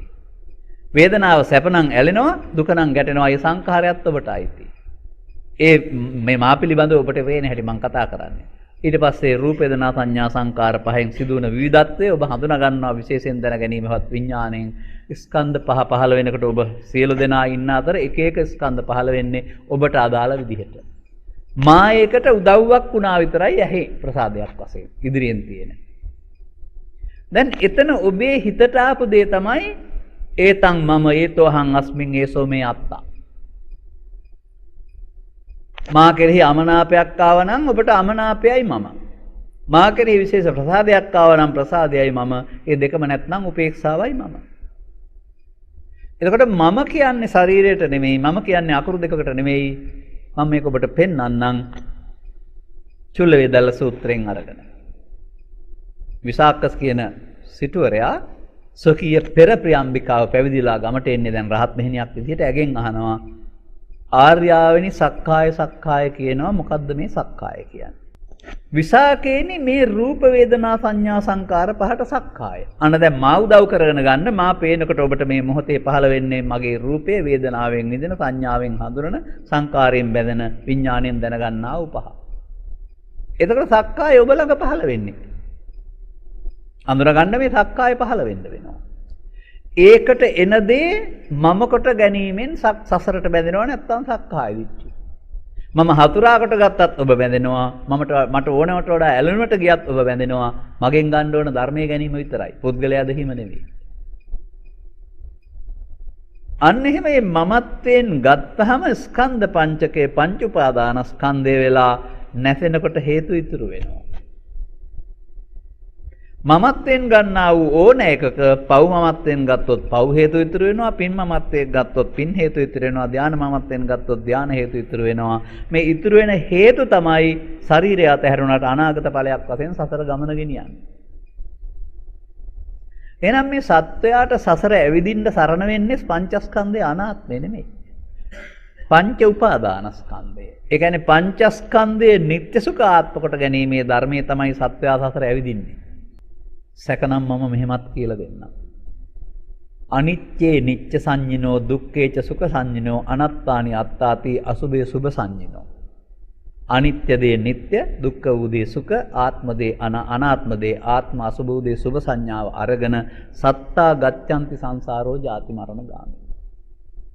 සත්වයා සසර ඇවිදිනවා ඉපදෙමින් මැරෙමින් මේ නිත්සුඛ ආත්ම කියන මිත්‍යා දිට්ඨි කතා සත්තා මිත්‍යා දෘෂ්ටිය. දැන් මම ගලපන දේ තේරුම් ගන්න. පවෙන්නම් අපායට යන්නේ, පිනෙන් නම් දිව්‍ය ලෝකයට යන්නේ, ධානයෙන් නම් බඹලෝ යන්නේ, සසර ඇවිදින්නේ පව පිනෙන් ධානයෙන් නම් එහෙනම් ඔහුට පව නෙවෙයිද නිට්ටය වෙලා තියෙන්නේ? පින නෙවෙයිද නිට්ටය වෙලා තියෙන්නේ? ධානය නෙවෙයිද නිට්ටය වෙලා තියෙන්නේ? ඒ නිට්ටයයි කියන්නේ ස්ථිරයි කියන එක නෙවෙයි, මම මගේ ආත්ම වශයෙන් අල්ලා ගන්නවා කියන එක. ඒ නිසා බුදුන් වහන්සේගේ විශිෂ්ටම හොයා ගැනීම තමයි සත්වයාට පව හෝ පින හෝ ධානයේ මගේ ආත්මකට ගැනීමෙන් සසර ඇවිදින්න පුළුවන්. බුදුහාමුදුරුවෝ හිටියත් නැතත්, වෙන ආගමකට ගියත් නැතත්, වෙන ආගමවත් ඕක ඔය කියන විදිහට පව පින් නොකීවට ඔය සංඛාර නිත්‍යක ආත්ම කියන මුලාව තුල තමයි ක්‍රියාත්මක වෙන්නේ. ඒ කියන්නේ පෘථග්ජන පුද්ගලයාට සසර ගමනේ පැවැත්මේ වහලෙක් ඇරුණාම නැවැත්ම ගැන තේරෙන්නෙම නැහැ. පව තුලත් පැවැත්ම, පින තුලත් පැවැත්ම, ධානය තුලත් පැවැත්ම. ඔය ධානය කියන පැත්ත මම අරන් පෙන්නන්නේ මෙහෙමයි. සමාධි භාවනා කියලා සූත්‍රයක් තියෙනවා. මේවා ඉතින් දිගටම වැඩසටහන් යනවා නම් ඔබට ඉස්සරහට අහන්න හම්බ වෙන දේවල්. ඒකේ උන්වහන්සේ භාවනා ක්‍රම 4ක් පෙන්නලා තියෙනවා. ඒ පළවෙනි භාවනාවේ පෙන්වන්නේ ditta dhamma sukha viharane කියලා. අද රටේ කරන්නේ ඕක තමයි. සමාධියක් වැඩෙන එක විතරයි. දෙවෙනි එකේදී පෙන්වන්නේ ඥාන සඳහා ආලෝක සංඥාව වඩනවා කියන එක. දෙවෙනි එකේදී පෙන්වන්නේ වේදනාව සංඥාව මමත්වෙන් අරගෙන සතියක් වඩනවා කියන එක. මේ එකකවත් කෙලෙස් නැසනවා කියන්නේ නැහැ. හතරවෙනි එකේ තමයි පෙන්වන්නේ ආසවක්ෂය පිණිස වඩන්නා වූ භාවනා. අන්න ඒකයි අපි ගන්න ඕන. ඒක දන්නේ නැති කට්ටිය අර බාල භාවනා දෙක තමයි බුදුදහමේ භාවනාව විදිහට අද උගන්වන්නේ. හින්දා සමාධි භාවනා සූත්‍රය අහන්න පුළුවන් දවසක තව ටිකක් බණ තේරෙනකොට මේ සසර ගමනින් නිදහස් වෙන්න සංස්කාර ධර්මයන් අනිදුක්ඛ අනාත්ම වශයෙන් බලන හැටි තමයි සමාධි භාවනා සූත්‍රයේ 4 වෙනි පෙළියෙන් තියෙන්නේ. ඒ නිසා අපි මේ කියන දේවල් ටිකක් ගැඹුරුයි. මම ඔබට මෙහෙම දෙයක් කියන්නම්. මම ගම්පහ කළුතර කොළඹ දිස්ත්‍රික් වල වැඩිපුර ඉන්නවා. පිටස්තරට යනකොට ටිකක් අඩුයි මගේ ගමන් බිමන් ධර්මදේශනා. මේ ධර්මදේශනාවන් ශ්‍රවණය කරන්න එන බොහෝ දෙනා රජයේ රැකියාවක් කරමින් ඉන්න අය. නැත්නම් විශ්‍රාම ගිය අය රජයේ රැකියාවල. කියන්නේ රැකියාවක් කරමින් අවුරුදු 55 60 දක්වා මොලේ පාවිච්චි කරපු අය. ඔවුන්ගේ මොලේ තාමත් සක්‍රියයි. ඔවුන්ට මේ කියන දේවල් තේරුම් ගන්න පුළුවන්. මේක ගමට එන්න තාත්තලා ගාව මේ මොලේ පාවිච්චි කරන ක්‍රියාව නැහැ. පොතේ පත ලිපි ද්‍රව්‍යත් එක්කලා කටයුතු කරන අය අඩුයිනේ. කුඹුරේ හේනේ ඉන්න අය ඉන්නේ. ඒ නිසා ඉස්කෝලෙන් පස්සේ පොතපත පාවිච්චි වෙන්නේ නැහැ. උන්ගේ මොලේ යමක් තේරුම් ගන්න පුළුවන් හැකියාවෙන් බැහැර වෙලා යනවා. ගමට යන්න බුදුබණ තේරෙන අය අඩු වෙන්න කාරණේ මෙන්න මේකයි. ඒ තේරෙනවා නම් තේරෙන්නේ ගුරුවරු වගේ රජයේ රැකියාවල් කරමින් මොලේ පාවිච්චි කරපු අයට. මේක ටිකක් මොලේ අවශ්‍ය දෙයක්. තේරුම් ගන්න පුළුවන් හැකියාවක් අවශ්‍ය දෙයක්. ඒව අත්දැකීමෙන් කියන්නේ. ඒ නිසා නගරයේ තමයි වැඩිපුර මම කිය විහිළුවට වගේ කියන දෙයක් මොඩුක්කු තියෙනෙත් වැඩිපුර නගරේ. හැබැයි බුදුබණ තේරෙන අය ඉන්නෙත් නගර ආශ්‍රිතව. ගමට යන්න බණ අල්ලා ගන්න හරි අමාරුයි. අර මම කිව්වේ මුලින්ම පදයක්. ඔවුන් ගත කරන ජීවිතයට ගැලපෙන බුද්ධාගමක් කරුණාම සසලකින් මිදීමේ හොන ගමක් නැහැ. නමුත් බුදුදහම පාවිච්චි වෙන්න ඕන සසරේ දුකක් තියෙනවා. ඒන් ගැලවෙන්නයි තෙරුවන් සරණ වෙන්න ඕන. එහෙනම් මම දැන් ගොඩක් වෙලා කතා කරමින් ආයෙත් මොකද කළේ? බුද්ධ පදේ විග්‍රහ කරපු එක. ඔබ අපි හැමදෙනා මේ தත්ත්වයටපත් වුණොත් අපිට සම්මා සම්බුද්ධ කියන්නේ නැහැ. අපිට අනුබුද්ධ කියනවා. ඒ කියන්නේ අපිත්පත් වෙන්න ඕන පංචස්කන්ධය අනාත්මයට. පංචස්කන්ධයේ ආත්මය කියන මුලාවේ සසර ගමන පවතිනවා. ගමන නිදහස් වෙන්න නම් පංචස්කන්ධය අනාත්මයටපත් වෙන්න. තව විදිහකින් කියනවා නම් අපායෙන් ගැලවෙන්න නම් පව් හේතු නැති වෙන්න ඕනේ. කාමසුගතිය ඇවිදින්න නම් පින් හේතු නැති වෙන්න ඕනේ. රූපී අරූපී බඹතල යන්න නැතුව ඉන්න නම් ධාන හේතු නැති වෙන්න වෙනවා. තිබුණොත් යන්නම වෙනවනේ. මේ උපදින්න තියෙන හේතු නැවත ඉපදීම නැති කිරීම කියලා නේද කියන්නේ බුදු සමයෙන් නිවන් දකින්නයි කියලා. මේ උපදින්න තියෙන හේතු තියෙන්නේ අවිද්‍යාවක් තුළ. උපදින්න තියෙන හේතු නිරෝධ කරන්න තමයි අවිද්‍යා නිරෝධයෙන් සංඛාර නිරෝධය කියලා කියන්නේ. මේකට බුදුන් වහන්සේ හෙළි කළ වදාළා වූ විශිෂ්ට ගණේ ධර්මයක් අපට සරණ වෙනවා. ඒ නිසා සසර දුකින් මිදීමට බුදුන් වහන්සේ වදාළ මෙන්න මේ ධර්මයේ මම ස්කන්ධ පංචකය තුළ සරණ කර ගන්නවා කියන තැනට සරණ කරගන්න තේරෙනකොට තමයි ධම්මං සරණං ගච්ඡාමි වළංගු. දැන් මොකද්ද කියලා ධර්මයේ හොයන්න වෙනවා.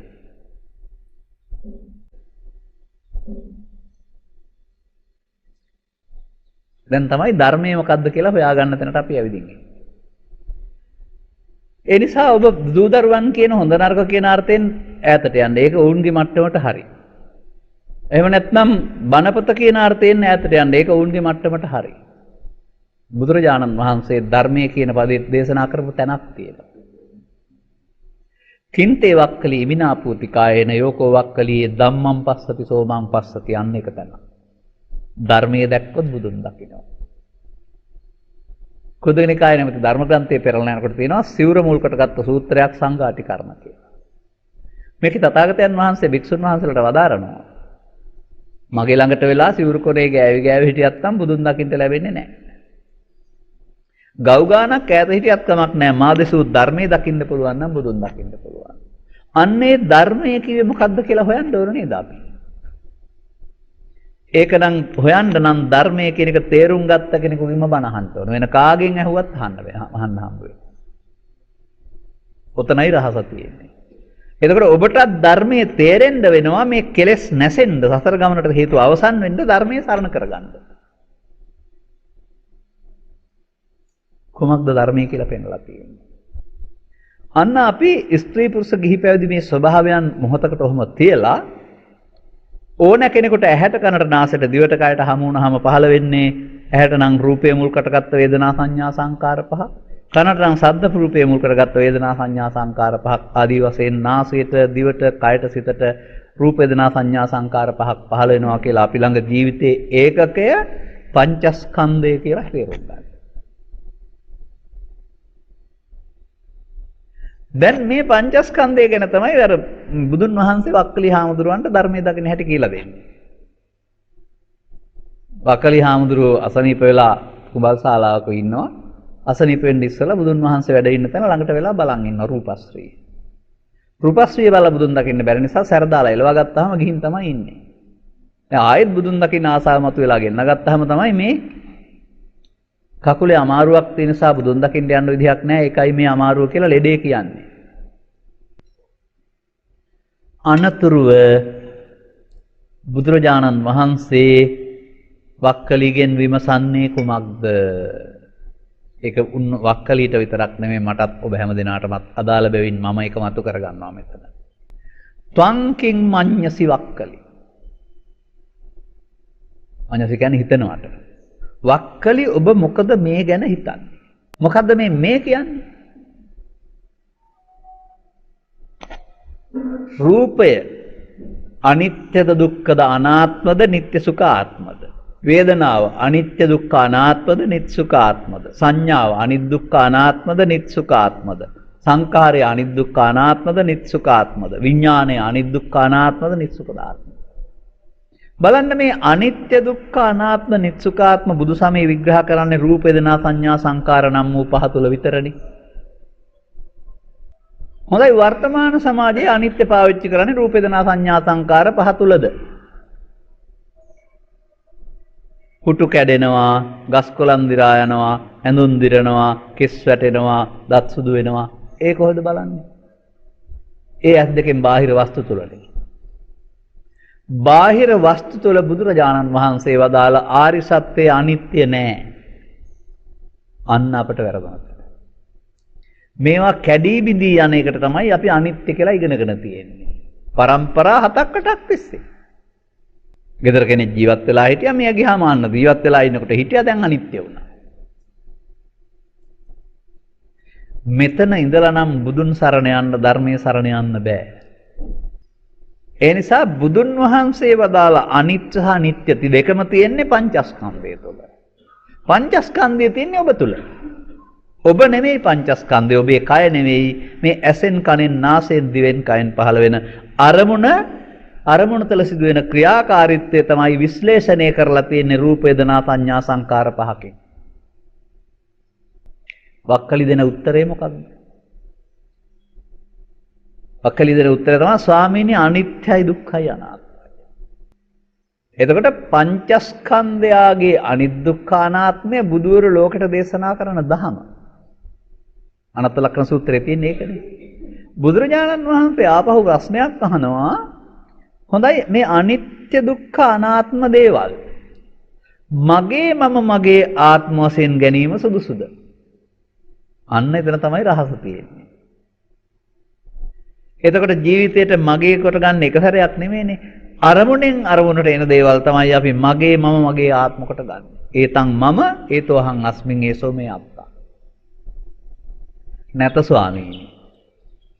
එතකොට මේකේ රහස තමයි ස්කන්ධ පංචකයට එන කිසිදු දෙයක් මගේ වෙන්නේ නැහැ, මම වෙන්නේ නැහැ, මගේ ආත්ම වෙන්නේ නැහැ. නමුත් අපි ඒව අල්ලාගත්තාම මගේ වෙනවා, මම වෙනවා, මගේ ආත්ම වෙනවා. අන්න වැරදුන තැන. ළමා කාලේ පහු වෙනකොට මේ බුදුදහම පිළිබඳ ගැඹුරු අවබෝධයක් නැති නිසා අපි මේ හැම එකක්ම ඒතං මම ඒතමස්මින් ඒසෝ මේ අත්තා වශයෙන්, ලෝභ වශයෙන්, ද්වේෂ වශයෙන්, මෝහ වශයෙන්, ඊර්ෂ්‍යා වශයෙන්, ක්‍රෝධ වශයෙන්, පව් වශයෙන්, පින් වශයෙන්, ධාන වශයෙන් අල්ලා ගන්නවා. අල්ලාගත්තාම ස්කන්ධ පංචකයේ මම වෙනකොට ඒක පංච උපාදානස්කන්ධය කියන්නේ. දැන් එතකොට තරහෙදී ඉන්න මම තරහ. බයේදී ඉන්න මම බය. දුකේදී ඉන්න මම දුක. වෛරයේදී ඉන්න මම වෛරය. පිනේදී ඉන්න මම පින. ඔන්නෝමයි මම විග්‍රහ කරගන්න ඕන. දැන් දවසකට මමවල් කීයක් පහළ වෙනවද? ඒ නිසා කෙස්ලොම් නියදත් ටික අරගෙන 32කට බෙදලා හිතින් පැත්තකින් තියලා මේකේ මම කියලා කෙනෙක් නැහැ කියන මේ රටට හදලා දීලා තියෙන ග්‍රාම්‍ය බණ අහන්න එපා. කෙස්ලොම් නියදත් 32කින් මම කියලා කෙනෙක් නැහැ කියලා ත්‍රිපිටකේ උගන්වන්නේ නැහැ. ඔවා බණ දන්නේ නැති කාලේ මේ සමාජයට කියලා දීලා සමාජය අතරමං කරපු බණ. අපරාධයක් මේ කරලා තියෙන්නේ. දන්නේ නැත්නම් නිකන් හිටියනම් හරි ලේසි අපේ සමාජයට කියලා දෙන්න ආද. බලන්න බණ මඩුවකට ගිහිල්ලා ඒක නෙමෙයිද කරන්නේ තාමත් උපාසකලම්ම ගාව. තනියෙන් බණ අහන්න කෙනෙක් නැහැ කියලා දෙන්න කෙනෙක් නැහැ. ඉතින් පොත පෙරලාගෙන අත්තිමස්මින් කායේ කේසාලෝමානකා දන්තා තටෝ කියලා 32කට බෙදා ගන්නවා. බෙදලා කල්පනා කරනවා කෙස් පැත්තකින් තිබ්බා ඒකේ මම නැහැ. ලොම් පැත්තකින් තිබ්බා ඒකේ මම නැහැ. ඔහොම 32ම බෙදලා ඒක මම කියලා කෙනෙක්. කොහෙද ඕක තියෙන්නේ? ඒක ත්‍රිපිටකේ නැහැ. ත්‍රිපිටකයේ බුදුන් වහන්සේ වදාරන්නේ මහණෙනි ලෝභයේදී ලෝභයටයි මම කියන්නේ. වෛරයේදී වෛරයටයි මම කියන්නේ. බයේදී බයටයි මම කියන්නේ. අන්න ඒ විදිහට ආපු අරමුණ අල්ලාගත්තාමයි මම හැදෙන්නේ. අරමුණට සක්කාය කියනවා මමකට ගැනීමට දිට්ඨි කියනවා. ඒ ලෝකේ හඳුනගන්න අපි ඔක්කොටම සක්කාය පහළ වෙන්න වෙනවා. නමුත් ඒක දිට්ඨි කොට ගන්න එකේ වැරද්ද තියෙන්නේ. දිට්ඨි කොට ගත්තොත් ස්කන්ධ පහ උපාදාන වෙලා නැතෙන්න හේතුවක් ඉතුරු වෙලා ඒ හේතුවක් ඉතුරු වෙනවට කියනවා පව් සිද්ධ වෙනවා, පින් සිද්ධ වෙනවා, ධාන කුසල් සිද්ධ වෙනවා. එහෙනම් තේරුම් ගන්න ඕන දේ තමයි මේ මගේ නොවන මම නොවන මගේ ආත්ම නොවන දේවල් තමයි මගේ ආත්ම වශයෙන් ගන්නෙ. එහෙනම් මගේ නොවන මම නොවන මගේ ආත්ම නොවන කියන එකේ තේරුම අනිත්‍ය අනාත්ම. අනිත්‍ය දුක්ඛ අනාත්ම පවපින ධානය නිත්‍ය සුඛ ආත්ම කොට ගැනීමෙන් තමයි සත්වයා සසර ඇවිදින්නේ. එහෙනම් පවේදී පවයි අනිත්‍ය වෙන්න ඕනේ. පිනේදී පිනයි අනිත්‍ය වෙන්න ඕනේ. ධානයේදී ධානයයි අනිත්‍ය වශයෙන් බලන්න ඕනේ. ඒ සබ්බේ සංඛාරා අනිච්ඡාති යදා පඤ්ඤාය පස්සති කියලානේ තියෙන්නේ. සබ්බේ සංඛාරා කියන්නේ අපුඤ්ඤාවි සංඛාරයටයි පුඤ්ඤාවි සංඛාරයට අනිත්‍යාවි සංඛාරයටයි.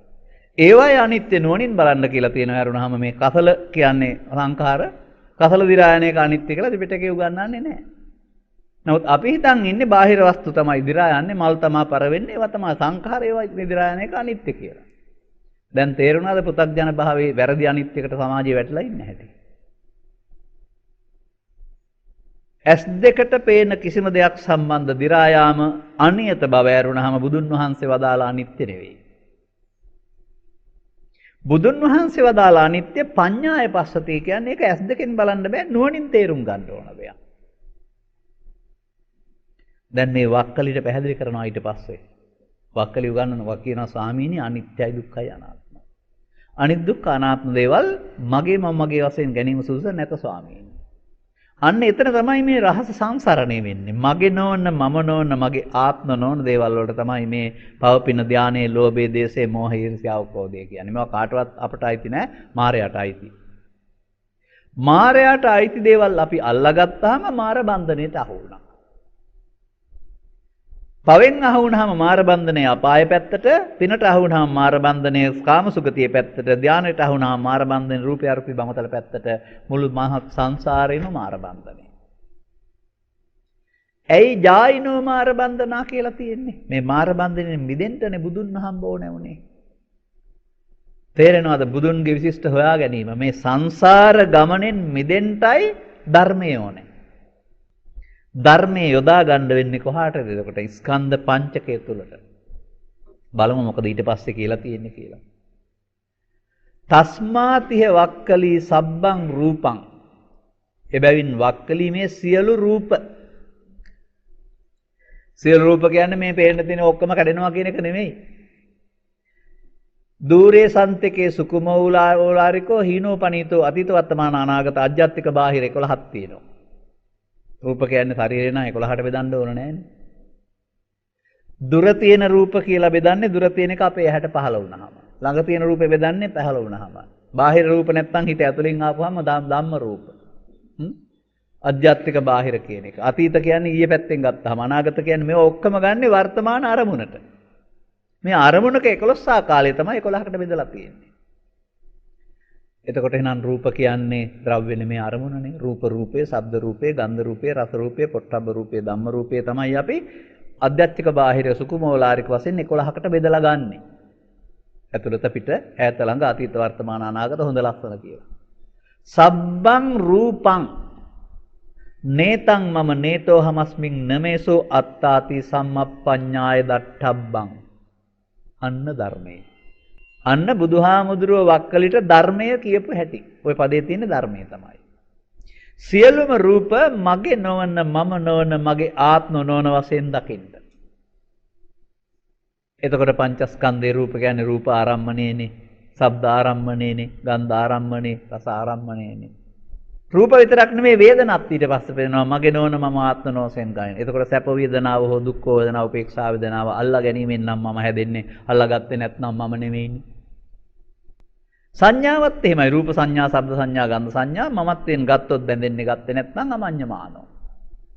ගන්නවට මඤ්ඤමානෝ කියනවා, ගන්න නැතුවට අමඤ්ඤමානෝ කියනවා. අමඤ්ඤමානෝ උත්තෝ පාපිමතෝ. මඤ්ඤමානෝ කෝබික්කු බද්දෝ මාරස්. හරි ලස්සන පදයක් මේක.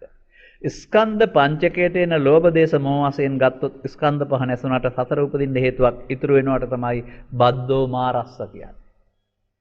එහෙනම් ඕනෑම දෙයක් නිත්‍ය සුඛාත්මකට ගත්තොත් මායයට බැඳෙනවා. පව් විතරක් නෙමෙයි, පව් අල්ලා ගත්තාම මායයට බැඳෙනවා, පින් අල්ලා ගත්තත් මායයට බැඳෙනවා, ධානය අල්ලා ගත්තත් මායයට බැඳෙනවා. අන්න බුදුරජාණන් වහන්සේ පාලන සමාජයේ චුන්දසූකර කියලා පව් අල්ලාන හිටියා, මට්ට කුණ්ඩලී පින් අල්ලාගෙන හිටියා, ආලාර කාලාම ධානය අල්ලාගෙන හිටියා. ඒ නිසා පවෙන් පිනෙන් ධානයෙන් සතර ඇවිදින්න සිද්ධ වුණා. එහෙනම් සම්මත සමාජයේ හොඳට පින් නරකට පව් කියලා කතා කළාට ආර්ය සත්‍යයේදී මේ සසරට ඇලෙන උපාදානයටයි පාපය කියන්නේ. උපාදානයේ පාපයයි, උපාදානයෙන් මිදීම කුසලයයි. උපාදානයෙන් මිදීමට බුදුරජාණන් වහන්සේ වදාළ ධර්මය අපි සරණ කරගන්න ඕනේ. ඔක්කොටම ධර්මයේ වෙනසක් නෑ ආයේ. කොතනදද ධර්මයේ සරණ කරගන්න ඕනේ? පන්සලේදීද? කොයි දවසටද? එහෙම තැනක් නෑ. අපි ජීවත් වෙනකොට පාවිච්චි කරන්නේ රූප වේදනා සංඥා සංකාර පහයි. ඒක හැම වෙලාවෙම පාවිච්චි කරන්නේ වර්තමානයේ. දැන් මේ මොහොතේ අපි. සවස් 6න් පස්සේ ගෙදර ගියාම මේ මොහොතේ. ඊයට අපට යන්න බෑ, ඊයේ කොටස් පහු වෙලා. හෙටට යන්නත් බෑ, ඇවිදිනුත් නෑ. ජීවිතය අවුරුදු 60ක් 70ක් 80ක් 100ක් වුණාට ස්කන්ධ පංචකයට එහෙම ගොඩක් ආයුෂ නෑ. දැන් හටගෙන දැන් මේ යනවා. ජීවිතය කියන්නේ ස්කන්ධ පංචකෙන් පංචකයට ඉපදෙමින් මැරෙමින් යන ගමන. ඒකේ අතීතයක් නෑ, අනාගතයක් නෑ, වර්තමානයේ විතරයි තියෙන්නේ. ගෙදර ගිහින් කල්පනා කරලා බලන්න කවදා හරි ඔබට හෙටත කියන දවසේ ඊද කියලා. මම ඉහිලුවටත් කියපු කතාවක් පහුගිය අවුරුදු 10ක් 15ක් තිස්සේ තියෙනවා, මට මතක් වෙනවා ඔය සමහර දේශනාවල. ගුවන්විදුලි රූපවාහිනී දේශනාවල මම මේක කියලා තියෙනවා. සාමාන්‍යයෙන් ඔබේ ගමටම ගිහින් බලන්නකෝ. ගම නම් ඔබේ ගෙදර තියෙන්නේ ওই ගම්වල තියෙන පුංචි කඩවල්. ඔය මිනිස්සුන්ට අතේ සල්ලි නැතුවම එන අහල පහල කට්ටිය එනවා ණයට අරන් යන්න. බැලුවාම ඉතින් අන්තිමට බඩු ටික දීලා ණය පොත ඉතුරුයි, සල්ලිත් නැහැ, බඩුත් නැහැ. මේකෙන් බේරෙන්න බැරි හින්දා ඔකට යොදනවා ගඩේ ඉන්න මුදලාලි ලස්සන පදයක්. මොකද්ද? අද මුදලට හෙට ණයට. හැන්දෑවේ බඩු ගන්න කඩේට ගියා, බෝඩයක් ගහලා අද නම් සල්ලි වලට දෙන්න, ණයට දෙන්නේ හෙට. අද ණයට ගන්න බෑ කියලා ආපහු ගිහලා හෙට ණයට ගන්න එනවා. හෙට ඇවිදින් බලපුවම ආයෙත් දැන් හෙට නෙමෙයිනේ, අද මුදලට හෙට ණයට. එදත් අදනේ. අදත් ආයෙත් සල්ලි දීලා යන්න වෙනවා. අර හෙට කවදාවත් එන්නේ නෑ නේද ණයට ගන්න තියෙන හෙට. ඔය ස්කන්ධ පංචක ධර්මතාවයේදී කවදාවත් හෙට එන්නේ නෑ. අදම ඕක කරන්න ඕන. මේකයි මම කියන්නේ අනාගතයට කල් දාන කිසිවෙක් නිවන් අවබෝධ කරන්නේ නැහැ කියලා. මොකද කවදාවත් එන්නේ නැහැ හැම එකක්. මම මේ උපමාවෙන් තේරුම් ගන්න උත්සාහ කළේ ඒකයි. හෙට කියන දවස අද තිබුණාට හෙට එළිය වැටෙනකොට ඒක ආයෙත් අද මිසක් හෙට නෙමෙයි. ඒ හෙට කවදාවත් උදා වෙන්නේ නැහැ වගේ මේ භාවනාව කියන කටයුත්තට වර්තමාන ස්කන්ධ පංචකය පාවිච්චි කරනවා වරුනහම කල් දාන කිසිවෙකුට ඒක කරන්න හිතෙන්නේ නැහැ. උට කල් දැමීම මම බවටපත් වෙනවා. මේ සසර ඇවිදින්න කෙනෙක් තමන් අල්ලා ගන්න හේතුවක් නිසා. පාදයක් ඉදිරියට තියවම ගමන යනවා වගේ පව් අල්ලාගත්තත්, පින් අල්ලාගත්තත්, ප්‍රාර්ථනා අල්ලාගත්තත් ඒවා ඉදිරියට තබපු හේතු. අනාගතේ බෝධිසත්ව වෙලා නිවන් දකින්න හිතුවොත් හරි, බුදු වෙලා නිවන් දකින්න හිතුවොත් හරි, දුසිය ලෝකෙ ගිහින් නිවන් දකින්න හිතුවොත් හරි, අනාගත බුදුහාමුදුරුවෝ හම්බ වෙලා බණහල් නිවන් දකින්න, ඒ ඔක්කොම මම. ඒවා තමයි ඔබට අනාගතයක් ලබා දෙන්නේ. ඔබ ඒක දන්නේ නැහැ. මායя තමයි මේ විදිහට සිතුවිල්ලකින් ඔබ සසරට බඳවලා තියෙන්නේ. දැන් අන්තිමට මොකද්ද බුදුන් වහන්සේ පැහැදිලි කරලා තියෙන්නේ? මේ රූප වේදනා සංඥා සංකාර විඥාන පහට එන දේවල් නේතං මම නේතෝ හමස්මින් නමේසෝ අත්තාති සම්මප්පඤ්ඤාය දට්ඨබ්බං. අන්න මගේ නොවන, මම නොවන, මගේ ආත්ම නොවන වශයෙන් මනා නුවණින් දකින්න. ඒ මගේ නොවන, මම නොවන, මගේ ආත්ම නොවන කියන එකට තමයි පින්නතුනේ අනිත්‍ය දුක්ඛ අනාත්ම කියන්නේ. ඕක ගලප ගන්නයි බැරි උනේ අපේ අය. එහෙනම් පංචස්කන්ධයේ නිත්සුක ආත්මය බුදුන්ගේ දේශනාවක් නෙමේ. ඒක තුල පවපින ධානයේ ඔස්සේ සතර සස්සය ඇවිදී. කාම රූප අරූප භවත්තරේ. ඇවිදින්නේ පංචස්කන්ධයටදී පාපේ මමකට ගත්තොත් පව් හේතු ඉතුරු වෙනවා, පින මමකට ගත්තොත් පින් හේතු ඉතුරු වෙනවා, ධාන මමකට ගත්තොත් ධාන හේතු ඉතුරු වෙනවා, ධාන හේතු ඉතුරු වීමයි සසර ගමන ගෙනියන්නේ. හේතු ඉතුරු නොවි අවසන් වෙන්න මොකද අපි කරන්න ඕන? මේ වර්තමාන ස්කන්ධ පංචකයේ හටගෙන මිය යනවා සමග ආකාර දෙකක වැඩක් සිද්ධ වෙනවා. මේ ලෝකයේ බෞද්ධ වුණත් අබෞද්ධ වුණත් මේ ලෝකේ ඉන්න ඕනෑම කෙනෙකුට මේ අරමුණක් ආපුවම මේ අරමුණ ලෝභ වශයෙන්, මෝහ වශයෙන් සහ ද්වේෂ වශයෙන්, මෝහ වශයෙන් ගන්නවා. ලෝභ වශයෙන් සහ මෝහ වශයෙන් ගන්නවට කියනවා ඇලීම මුලාව. ද්වේෂ මෝහ වශයෙන් ගන්නවට කියනවා ගැටීම මුලාව. මේ ඇලීම මුලාව සහ ගැටීම මුලාව, ඇලීම ගැටීම මුලාව කියන එක පාපෙත් තියෙනවා, පිනෙත් තියෙනවා, ධානෙත් තියෙනවා. පාපේදි තියෙන්නේ ගැටීම මුලාවයි. පිනේදි තියෙන්නේ ඇලීම මුලාවයි. ධානයේදි තියෙන්නේ මුලාවයි. ලෞකික ධානයේ තියෙන්නේ මුලාව විතරයි. ලෝභ දේශ මොහ කියන්නේ කුසල්ද අකුසල්ද? අකුසල්නේ. සත්වයාට සසර ඇවිදීම ගෙනත් දෙන්නේ ලෝභ දේශ මොහ තුන නම්. කුසලය කියන්නේ අකුසලයෙන් වෙන්වීමට නෙවෙයිද? දස පුණ්‍යක් ක්‍රියා කියලා එකක් තියෙනවා. ඒකේ දස අකුසල් කියලා වෙන එකක් තියෙනවා. දස කුසල් කියලා එකක් තියෙනවද බලන්න. මම මතක් කරන වචනේ ආපහු තේරුම් ගන්න උත්සාහ කරන්න. දස අකුසල් කියලා එකක් තියෙනවා. දස පුණ්‍යක් ක්‍රියා කියලා තව එකක් තියෙනවා. ඒකේ කරන්න ඕන 10ක්. දස කුසල් කියලා වෙනම 10ක් පෙන්වන්නේ අර ප්‍රාණඝාත, අදත්තාදාන, කාමිත්‍යාචාර, මුසාවාද, බොරු පරසයිස් කියලා දැඩි ලෝභය, බලවත් කෝධය, මිත්‍යා දෘෂ්ටියෙන් වෙන්වීම දස කුසලයයි. දස කුසලයේ මූලය ලෝභ දේශ මොහයයි. ලෝභ දේශ මොහ තුنين වෙන්වීමට නේද කුසලය කියන්නේ. ද්වේෂ මොහ අපාය පැත්තට, ලෝභ මොහ කාම සුගතිය පැත්තට, මොහ සූත්‍රය අපි බමතල පැත්තට නම් ලෝභ දේශ මොහ නේද සත්‍ය සතර ගෙනියන්නේ. දැන් මේ තුنيන්ම වෙන් වෙන්නේ නැතුව සතර ගමන නිදහස් වෙන්න පුළුවන්ද? ඔය ආරි සත්‍ය කියන එක අපි දන්න එකට වඩා ටිකක් ගැඹුරු කාරණයක්. දැන් ඔබට තේරුම් ගන්න මම මේක සරල උදාහරණයක් කරන් කියන්නම් දැන්. මේ ස්කන්ධ පංචකය අනාගතයට හේතු ඉතුරු වී අවසන් වෙන හැටි සහ අනාගතයට හේතු ඉතුරු නොවි අවසන් වෙන හැටි. අවමගුලක් වෙලා තියෙනවා. ගෙදරින් දුව හරි පුතා හරි වැළපෙනවා. අතාත්තා හරි අම්මා හරි මිය ගියයි කියලා. එයාගේ යාළුවෙක් එනවා. යාළුවෙක් කොයි හෙලියක්. මෙයාගේ හිත සනසන්න ඇවිදින් ඉන්නේ. එයාට කිසිම කැක්කුමක් නැහැ. එයා කියනවා අල්ලලා දාන්න ඕක එච්චර ගණන් ගන්න එපා. තමන්ගේ නොවන කෙනාට මේක අල්ලා ගැනීම හරි ලේසි. තමන්ගේ කෙනා අල්ලාගෙන ඉන්නවා. එයාට තමයි දුක් වේදනාව තියෙන්නේ. මෙයාගේ මරණය ඉවර කරලා මෙයා එයාගේ ගෙදරට යනකොට එයාගේ ඥාතියාමිය ගිහින් තිබුණොත් එහෙම මෙයාට කීයගේ අල්ලලා දාන්න ඕක එච්චර ගණන් ගන්න එපා. හැබැයි මෙයා එයා අල්ලාගෙන ඉන්නේ. මේ අල්ලා ගන්නවා කියන එකේ තේරුම අතින් අල්ලා ගන්නවා නෙමෙයි අරමුණ මගේ මම මගේ ආත්ම කොට ගැනීම. අරමුණ. ඒකට තියෙනවා පඨම සහ ဒုတိ ය උපාදා පරිත්තස්ස සූත්‍ර කියලා සූත්‍ර දෙකක්. උපාදා පරිත්තස්සනංච වෝ භික්ඛවේ දේසිස්සාමි අපර අනුපාදා පරිත්තස්සනංච. මහණෙනි ස්කන්ධ පංචකයට එන දේ අල්ලා ගැනීමෙන් තැවුල දේශනා කරන්නේ.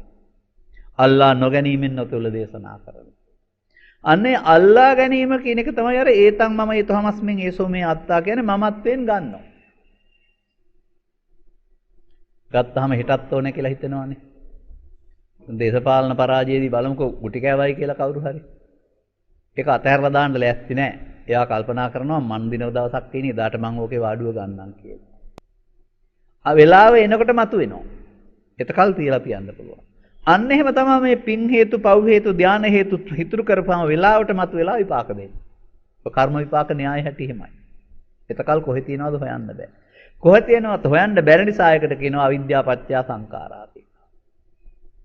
දැන් සසර ගමනක් ලබා දෙන්නේ ඉදිරියට තියෙන හේතු නේද? ඔබට මෙතනින් මේ එළියට යන්න ඕන නම් කකුල ඉස්සරහට තිබ්බහම නේද ගමන යන්නේ. මේ පාදයේ තිය එක පාදයක් ඉස්සරහට තැබීම නැමැති ක්‍රියාමාර්ගය තුල ඔබට ලංකාව වටා ගිහින් එන්න බැරිද? එක පාදයයි හැම වෙලාවෙම තියන්න නමුත් ලංකාව වටා සති 3-4ක් යනකොට ගිහින් එන්න පුළුවන්.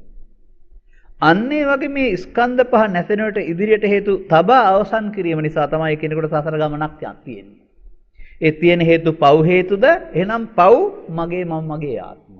පින් හේතුද පින් මගේ මම මගේ ආත්ම. ධාන හේතුද ධාන මම මගේ ආත්ම. එහෙනම් පවේදීත් පිනේදීත් ධානයේත් උපාදානයේ කියන වැරද්ද පුතග්ජනය අතින් සිද්ධ වෙනවා.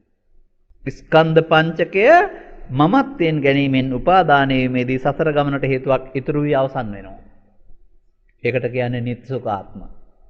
ඒකයි බුදුන් වහන්සේ වදාරන්නේ අනිච්චේ නිච්ච සංඤිනෝ දුක්ඛේ සුඛ සංඤිනෝ අනත්තානි අත්තානි අසුභේ සුභ සංඤිනෝ සත්තා ගච්ඡanti සංසාරෝ ජාති මරණ ගාමිනෝ මිච්ඡාදිට්ඨිගතා සත්තා කියලා. සත්‍යය සසර ජාති මරණ ගමන යන්නේ එතකොට මේ නිත්‍ය සුඛාත්ම කියලා දන්නේ නැති වැරැද්දකට අහු වෙලා. අන්න ඒ නිසා ඉස්කෝලේ ගිහිල්ලා අනිච්චන් දුක්ඛං අනාත්තා කියලා පාඩම් කරන ලීවට කීවට එදිනෙදා ජීවිතයේ ඔබට ස්කන්ධ පංචකයට එන දේ මමත්වෙන් ගත්තොත් ඔබ ළඟ තියෙන දර්ශනයේ නිත්‍ය සුඛාත්ම.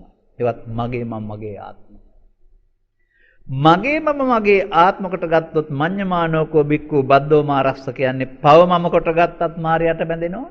පින මම කොට ගත්තත් මායයට බැඳෙනවා. ධානය මම කොට ගත්තත් මායයට බැඳෙනවා. පවණන් අතාරින්න පින අතහරින්න එපා. හොඳ දේවල් හැබැයි මමත්වෙන් ගැනීම අතාරින්න ඕන. අන්න එතන තමයි රහස තියෙන්නේ. උපාදානයේ නොවි මමත්වෙන් ගැනීමෙන් අතහැරෙන්න වෙනවා. මෙන්න මේ මමත්වෙන් ගැනීමෙන් අතහැරීම සඳහා තමයි ස්කන්ධ පංචකයට බුදුරජාණන් වහන්සේ වදාළ ධර්මය සරණ කරගන්න ඕනේ. මේ ලෝකේ කාගාවත් ස්කන්ධ පංචකය හටගෙන නැසෙනවා. ඒකට බෞද්ධ අබෞද්ධ ભેදයක් නැහැ. ඒකට මේක මානව ධර්මයක් කියන්නේ යන්නේ ඒකනේ. හැබැයි ඔවුන් ඔක්කොම මේක නැසෙන්නේ මගේ මම මගේ ආත්ම කරලා හිතෙන් හිතලා වචනෙන් කියන්නේ නැති වුණාට. ඒ නිසා ඔවුන් ඔක්කොම සතරට බැඳෙන අය. ඒ නිසා තමයි බුදුන් වහන්සේ වදාරන්නේ ආගම් ભેදයකින් තොරව සියලු දෙනාගේ භවගාමිත්වයට හේතුව ඒතං මම හේතු හමස්මින් ඒසෝ මේ අත්තා හේවත් මේ මගේ මම මගේ ආත්ම සංකල්ප. ඒක තුළ ස්කන්ධ පහ මිය ගියාට හේතු ඉතුරු වෙනවා. ඒ නිසා ස්කන්ධ පහේ ඇතිවීම නැතිවීමට නෙවෙයි අනිත්‍ය කියන්නේ. මාදුටුවය බුදුසරණ වගේ පුවත්පතක ප්‍රසිද්ධ හිමිනමක් වසර කීපයකට පෙර ලිපියක් දාලා තියෙනවා මැද පිටුවේ. ඔවුන්ගේ වැරදි අවබෝධය කොතරම්ද කියනවා නම් මේ රූප වේදනා සංඥා සංකාර පහටගෙනව නැසෙනවා ඒක තමයි අනිත්‍ය කියන්නේ දාලා තිබුණා. බලන්න කොච්චර වැරදිද කියලා. රූප වේදනා සංඥා සංකාර පහටගෙන නැසෙන එක අනිත්‍ය නම් බුදුහාඳුර ලෝකේ පහළලා දේශනා කරන්න ඕනේ නැහැ. ඕන කෙනෙකුට ඇහැ කන නාසයෙන් හම්බ වෙන අරමුණ හටගෙන නැසෙනවම තමයි. බුදු වෙන්න ඕනේ නැහැ ඒක කියන්නේ. මේ අතීතෙත් එහෙමයි වර්තමානෙත් එහෙම අනාගතෙටත් එහෙමයි. කන්දේසු ජායමානේසු ජීයමානේසු මීයමානේසු මේ ස්කන්ධ කියන සමූහය ජායමානේසු කියනවා හට ගන්නවට ජීයමානේසු කියනවා ඒ මොහොතේ දිරනවට මීයමානේසු කියනවා ඒ මොහොතේ මැරෙනවට මේක මොහොතේ අවුරුදු 3-4-5ක් යන්නේ නැහැ. එතකොට කනේ කියන්නේ ශනයක් පාසා. ත්වං කියන්නේ ඔබ බික්ඛු කියන්නේ එතන භික්ෂුවක් හිටපු නිසා ජායසේච කියන්නේ උපදිනවට ජීයසේච කියන්නේ දිරනවට මීයසේච කියන්නේ මැරෙනවට. එහෙනම් අපි ස්කන්ධ පහෙන් පහට උපදිනවා දිරනවා මැරෙනවා. ඔන්න බුදුදහමේ ධර්මයේ උගන්වන තැන ස්කන්ධ පහක ඉපදීම මැරීම. ස්කන්ධ පහක ඉපදීම මැරීම උතක්ජන පුද්ගලයා අල්ලාගෙන මැරෙනවා. ඒකට තමයි උපාදාන වෙනවා සසරට බැඳෙනවායි කියලා කියන්නේ. අල්ලාගෙන මැරෙනවට කියනවා නිත්‍ය සුඛ ආත්ම. එහෙනම් අල්ලාගෙන මැරෙන නිසා තමයි පවෙන් පරලෝ යන්නේ, පිනෙන් පරලෝ යන්නේ, ධානයෙන් පරලෝ යන්නේ. අල්ලාගෙන මැරෙනවට තමයි කම්මන්තරණං ගච්ඡාමි කියන්නේ. හොඳයි අල්ලාගත්තේ නැත්නම් මොකද වෙන්නේ? ස්කන්ධ පහ ඒත් මැරෙනවා. එතකොට මැරෙන්නේ අනාගතේ හටගන්න හේතුවක් ඉතුරු නොකර. ස්කන්ධ පහ දැන් මෙහෙම හිතමුකෝ අපි ඒක ටිකක් තේරුම් ගන්න ලේසි විදිහක් තියෙනවා. මට පාඩුවක් වුණා. මම ඉතින් ගෙදර ගිහිල්ලා හොඳයි මට වෙලාවක් ආවයි කියලා පාරම් බෑවොත් මම අල්ලගෙන ඉන්නේ හෙට දිහාට ආයෙ වෙලාව වෙනකම්. මම මේක එතන අතහැරලා ගියා නම් ඒ ගැන ආයෙ කල්පනාවක් නැහැ. අර තියෙන්නේ කුඹුරට ගිහින් බැලුවාම කාලමුවා කුඹුරු ටික. දැන් ඉතින් මුවා අල්ලගන්න ඉඳලා ගෙදර ගිහිල්ලා මුවා මට තරිබානවායි කියලා. ඒ වගේ මේ තමන් මේක ලාභයක් අලාභයක් නින්දාවක් ප්‍රශංසාවක් වශයෙන් ගත්තොත් මමත්වෙන් ගත්තොත් ඉදිරියට හේතු ඉතුරු වෙනවා. ඉදිරියට හේතු තිබ්බොත් අද තරහ වෙන එක හෙට පුද්ගලයා දකින්නකොට එන්නේ තියලා තියෙන නිසා. අන්නේ හෙට උපදින්නේ තියපු නිසා ඒ තියෙන එකට තමයි නැවත උපදින්න හේතු තියෙනවා කියන්නේ. මව් කුසින් බිහිව නෙමෙයි මේ කතාව කරන්නේ. අද මේ හේතුවක් තිබ්බොත් හෙට උපදිනවා මේක. ඒ හේතු ඉතුරු වෙන්නේ මමත්වෙන් අරන් තිබ්බොත්. ලෝභයෙන් නෙවෙයිද තියන්නේ, ද්වේෂයෙන් නෙවෙයිද තියන්නේ, මානයෙන් නෙවෙයිද තියන්නේ, බයෙන් නෙවෙයිද තියන්නේ. අර ඒ මොහොතේ වන සංසොන්. එතකොට ඔහු ලෝභ පරවසයි, ද්වේෂ පරවසයි, මෝහ පරවසයි, ඊර්ෂ්‍යා පරවසයි වහල් වෙලා. ස්කන්ධ පංචකය ආත්ම කොටගෙන ඔබ ජීවිතයේ ස්කන්ධ පහ නැතනකොට ඉදිරියට හටගන්න හේතුවක් තියලා නැතනවා. ස්කන්ධ පහෙන් පහට මේ ඉදිරියට හේතුවක් තබා නැතන එකට තමයි අපි කියන්නේ උපාදාන කරගෙන නැතනවායි කියලා. ඒකට තමයි කියන්නේ නিত্য සුඛ ආත්ම කියලා. ඒකට තමයි කියන්නේ මගේ මම මගේ ආත්ම කියලා. ඒකට තමයි කියන්නේ අල්ලා ගැනීම කියලා. පැවැත්මේ අපි ඉන්නේ. මේ පැවැත්මේ පවතින ඕන ආගමක ඉපදිලා පුළුවන්. දෙවියන් තුලත් පුළුවන්, පැවිද්දෙත් පුළුවන්, ගිහි වෙනත් ආගමකත් පුළුවන්. අපායෙත් පුළුවන්, බ්‍රහ්ම ලෝකෙත් පුළුවන්, දිව්‍ය ලෝකෙත් පුළුවන්. මොකද ඒවා කියලා දෙන්න කෙනෙක් නැහැ. සාමාන්‍යයෙන් මම ඈතදී ඔකට උදාහරණයක් ඉදිරිපත් කළා. යම රජුරු අපාය අධිපතියා කියලා හිතාගන්න. යම රජුරු එතෙන්ද ගිහින් ඉන්නේ වරද්දාගෙන ආයෙ නිවැරදි කරගන්න කියලා දෙන්න දෙයක් නැහැ. සක්‍ර දේවේන්ද්‍රයා කියලා හිතාගන්නකො දිව්‍ය ලෝකාධිපතියා. එතෙන්ද ගිහින් ඉන්නේ පින නිත්සුකාත්මකට ගත්ත නිසා හින්දා අනිත් දුක් අනාත්මෙ ගියාට කියලා දෙන්න කෙනෙක් නැහැ. බඹලෝ ගිහිල්ලා ඉන්නේ මහා බ්‍රහ්මයා ධානය නිත්සුකාත්මකට ගත්ත නිසා ඒ නිසා ඒක කියලා දෙන්න දන්නෙත් නැහැ. එහෙනම් අපාය ගිහින් හරි දිව්‍ය ලෝකෙ ගිහින් හරි බ්‍රහ්ම ලෝකෙ ගිහින් හරි මේ බණ කියලා දෙන්න කෙනෙක් නැහැ. ඒ නිසා බුදුරජාණන් වහන්සේට කියනවා දේවාති දේව බ්‍රහ්මාති බ්‍රහ්ම සක්කාති සක්ක. තුන් ලෝකාග්‍ර ඔය තුන් ලෝකෙම සංස්කාරයන්ගේ නිත්සුකාත්මය තුල පවතින්නේ. එයින් මිදෙන්න එහෙ ගිහින් බෑ මෙතනදී යන්න තියෙන පාර හදා ගන්න වෙනවා. අන තථාගතයන් වහන්සේ මේ ගමන නවත්තන්න මේ ලෝභක්ඛය, ද්වේෂක්ඛය, මෝහක්ඛය සඳහා. ලෝභ දේශ මෝහනේ සත්‍ය හතර ගෙනියන්නේ. ඒවා ස්කන්ධ පංචකයේ ෂේ කරන්න වෙනවා. අපි කතා කළේ අර කම්මන්තරණං ගච්ඡාමි කර්ම රැස් කරන එක. කර්ම රැස් කරන්න යන අවස්ථාවේදී කර්මයක් සිද්ධ නොවි අවසන් කරන එකට කියනවා කර්මක්ෂය කිරීමේ කර්මය. කර්මක්ෂය කිරීමේ කර්මයේ පමණයි ධම්මන්තරණං ගච්ඡාමි. මතක තියාගන්න. ඒ මොහොතේ හටගන්නා ස්කන්ධ පංචකය මමත්වයෙන් නොගෙන අවසන් කරන්නේ නම් ඒක අනාගතයේ උපදින්න හේතුවක් ඉතුරු නොවි අවසන් වෙනවා. අනාගතයට හේතුවක් ඉතුරු නොවි අවසන් වෙන එකට අනිත්‍ය කියනවා. අනාගතයට හේතුවක් ඉතුරු වී අවසන් වෙනකට නිට්ටය කියනවා. ඔන්න ධර්මය. ඔන්න ස්කන්ධ පංචකය තුල ධර්මය. ඉදිරියට පාදයක් තැබුවොත් ගමන යනවා. පාදයක් තියන්නේ නැත්නම් ගමන යන්නේ නැහැ. ඒ නිසා පංචස්කන්ධයේ මමත්වයෙන් ගැනීමෙන් අවසන් කරොත් හේතු ඉතුරු වෙනකොට පංච උපාදානස්කන්ධා දුක්ඛානේ. ඒ නිසා අපට අවශ්‍ය වෙන්නේ අයහපත නොකරන්න වෙනවා. යහපත කරන්න වෙනවා මේ සමාජයේ. යහපත අතාරින්න බෑ. නමුත් උපාදානයේ නොවි අවසන් වෙන තැනට ස්කන්ධ පංචකයට සිහිය පාවිච්චි කරන්න වෙනවා. මේක තවත් පේලිවල තියෙනවා අදම මම කියන්නේ නැහැ. තවත් දහම් පේලිවල මේක වෙන හැටිත් පැහැදිලි කරලා තියෙනවා. එතකොට අන්න ඒ විදිහට වර්තමාන මොහොත හටගන්නා ස්කන්ධ පහ අල්ලා නොගැනීමෙන් අවසන් කරනවට විදර්ශනා වඩනවායි කියලා කියනවා. එතකොට තව ටිකක් විතර මම ගන්නම් මේක. ඔය අංගුත්තර නිකායේ තිබෙනවා හොඳ උපමාවක්. උපාසකම්ම කෙනෙක් යනවා පොයට පන්සල්. හිතා ගන්නකො එහෙම. ඒ කතාවේ නෑ. ඊට පස්සේ වැඩේ කතාවේ තියෙන්නේ. ගේ මොකද කරන්නේ? පහනක් හොයලා තිබ්බා. ඒකට තෙල් දැම්මා. ඒකට වැටිය දැම්මා. ගිනි කුරක් ගහලා පත්තු කරනවා. තේලංච පටිච්ච වට්ටිංච පටිච්ච තේලත් පජ්ජෝතං ජායේය. තෙල් සහ වැටියේ හේතු වී ගින්දර පත්තු කරගෙන ඇවිලෙනවා. මේ දැල්ල වායු ගෝලයේ තිබුණේ නැහැ, ගිනි කූරේ තිබුණේ නැහැ, තෙල් වල තිබුණේ නැහැ, පහන් වැටියේ තිබුණේ නැහැ. මේ හේතු එකතු වුණාම තමයි දැල්ලක් හටගන්නේ. කොච්චර පත්තු කරත් වායුව නැති තැනක රික්තකේ පත්තු කරොත් එහෙම ගිනි කූරටත් පත්තු වෙන්න බෑ, ඇවිලෙන්නේ නැහැ. මේ හේතුඵල නෙපෙන්නන්නේ. මේ හේතු ඔක්කොගේම ඵලය. ඒකෝ පුරුෂෝ කාලේන කාලං සමයන සමයං තේලං ආසින්චේය වට්ටින් උපසංහරේය. දැල්ලට හවසට නිරන්තරයෙන් ආපහු තෙල් දානවා, වැටිය දානවා. ඒ නිසා මේ තෙල් වැටිය කවදාවත් නෙමෙන්න තෝ දිගු කල් ඇවිලිනවා. මොකක් හින්දාද? ආයෙත් තෙල් සහ වැටිය දාන නිසා. නිවන්න ඕන නම් මොකද කරන්නේ? තියෙන තෙල් තියෙන කල් ඇවිලේවි ආයෙත් තෙල් සහ වැටිය දාන්නේ නැත්නම් තෙල් ඉවර වුණාම පහන නිවෙනවා නේද? මේ උපමාව හරිය ගැඹුරුයි. මේ කතා කරන්නේ පහන් වැටියක් ගැන නෙවෙයි. අන්න ඒ වගේ වර්තමාන මොහොත ස්කන්ධ පංචකයේ පහළ වෙනකොට ඒකේ උපාදානීය නැමැති දැල්ල. ලෝභ දේශ මොහ දැල්ලක් ගිනි දැල්ලක් තියෙන්නේ. නැවත නැවත ලෝභ දේශ මොහ කරන්න ඉස්සරහට මේක ඇවිලෙනවා. බුදුන් වහන්සේ වදාරන්නේ මේ ආපහු මේකට තෙලුයි වැටියයි දාන්න කියලා නෙමෙයි දාන්න එපා කියලා. දාන්න නැත්නම් තියෙන තෙල් වලින් ඇවිලිලා ඉවර වෙනවා වැටියෙන් ඇවිල්ලා ඉවර වෙනවා ආපහු තෙල් නැති නිසා ඒක නිවෙනවා. මේ මොකක්ද දන්නවද පෙන්වන්නේ? පව් හේතු තිබුවොත් පින් හේතු තිබ්බොත් ධාන හේතු තිබුවොත් ඒකට තමයි කියන්නේ තෙල් දානවා කියලා. එහෙනම් ලෝභ දේශ මොහ ගිනි සංසාරේ ඇවිලිනවා කියන එක තමයි මේ දැල්ල ඇවිලිනවයි කියලා කියන්නේ. බුදුන් වහන්සේගේ නිර්දේශය දාපුවෙන් ඇවුලුනාවයි. බණ තේරුම් ගන්න ඉතලා හදාගත්ත ලෝභ දේශ මොහ සෝවාන් සකෘදාගාමි අනාගාමි දක්වා විඳින්න ඕනේ.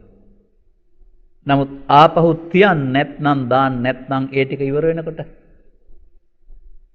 දැන් තෙල් නෑනේ දැල්ල ඇවිලෙන්න. හේතු නෑනේ සසර උපදින්න.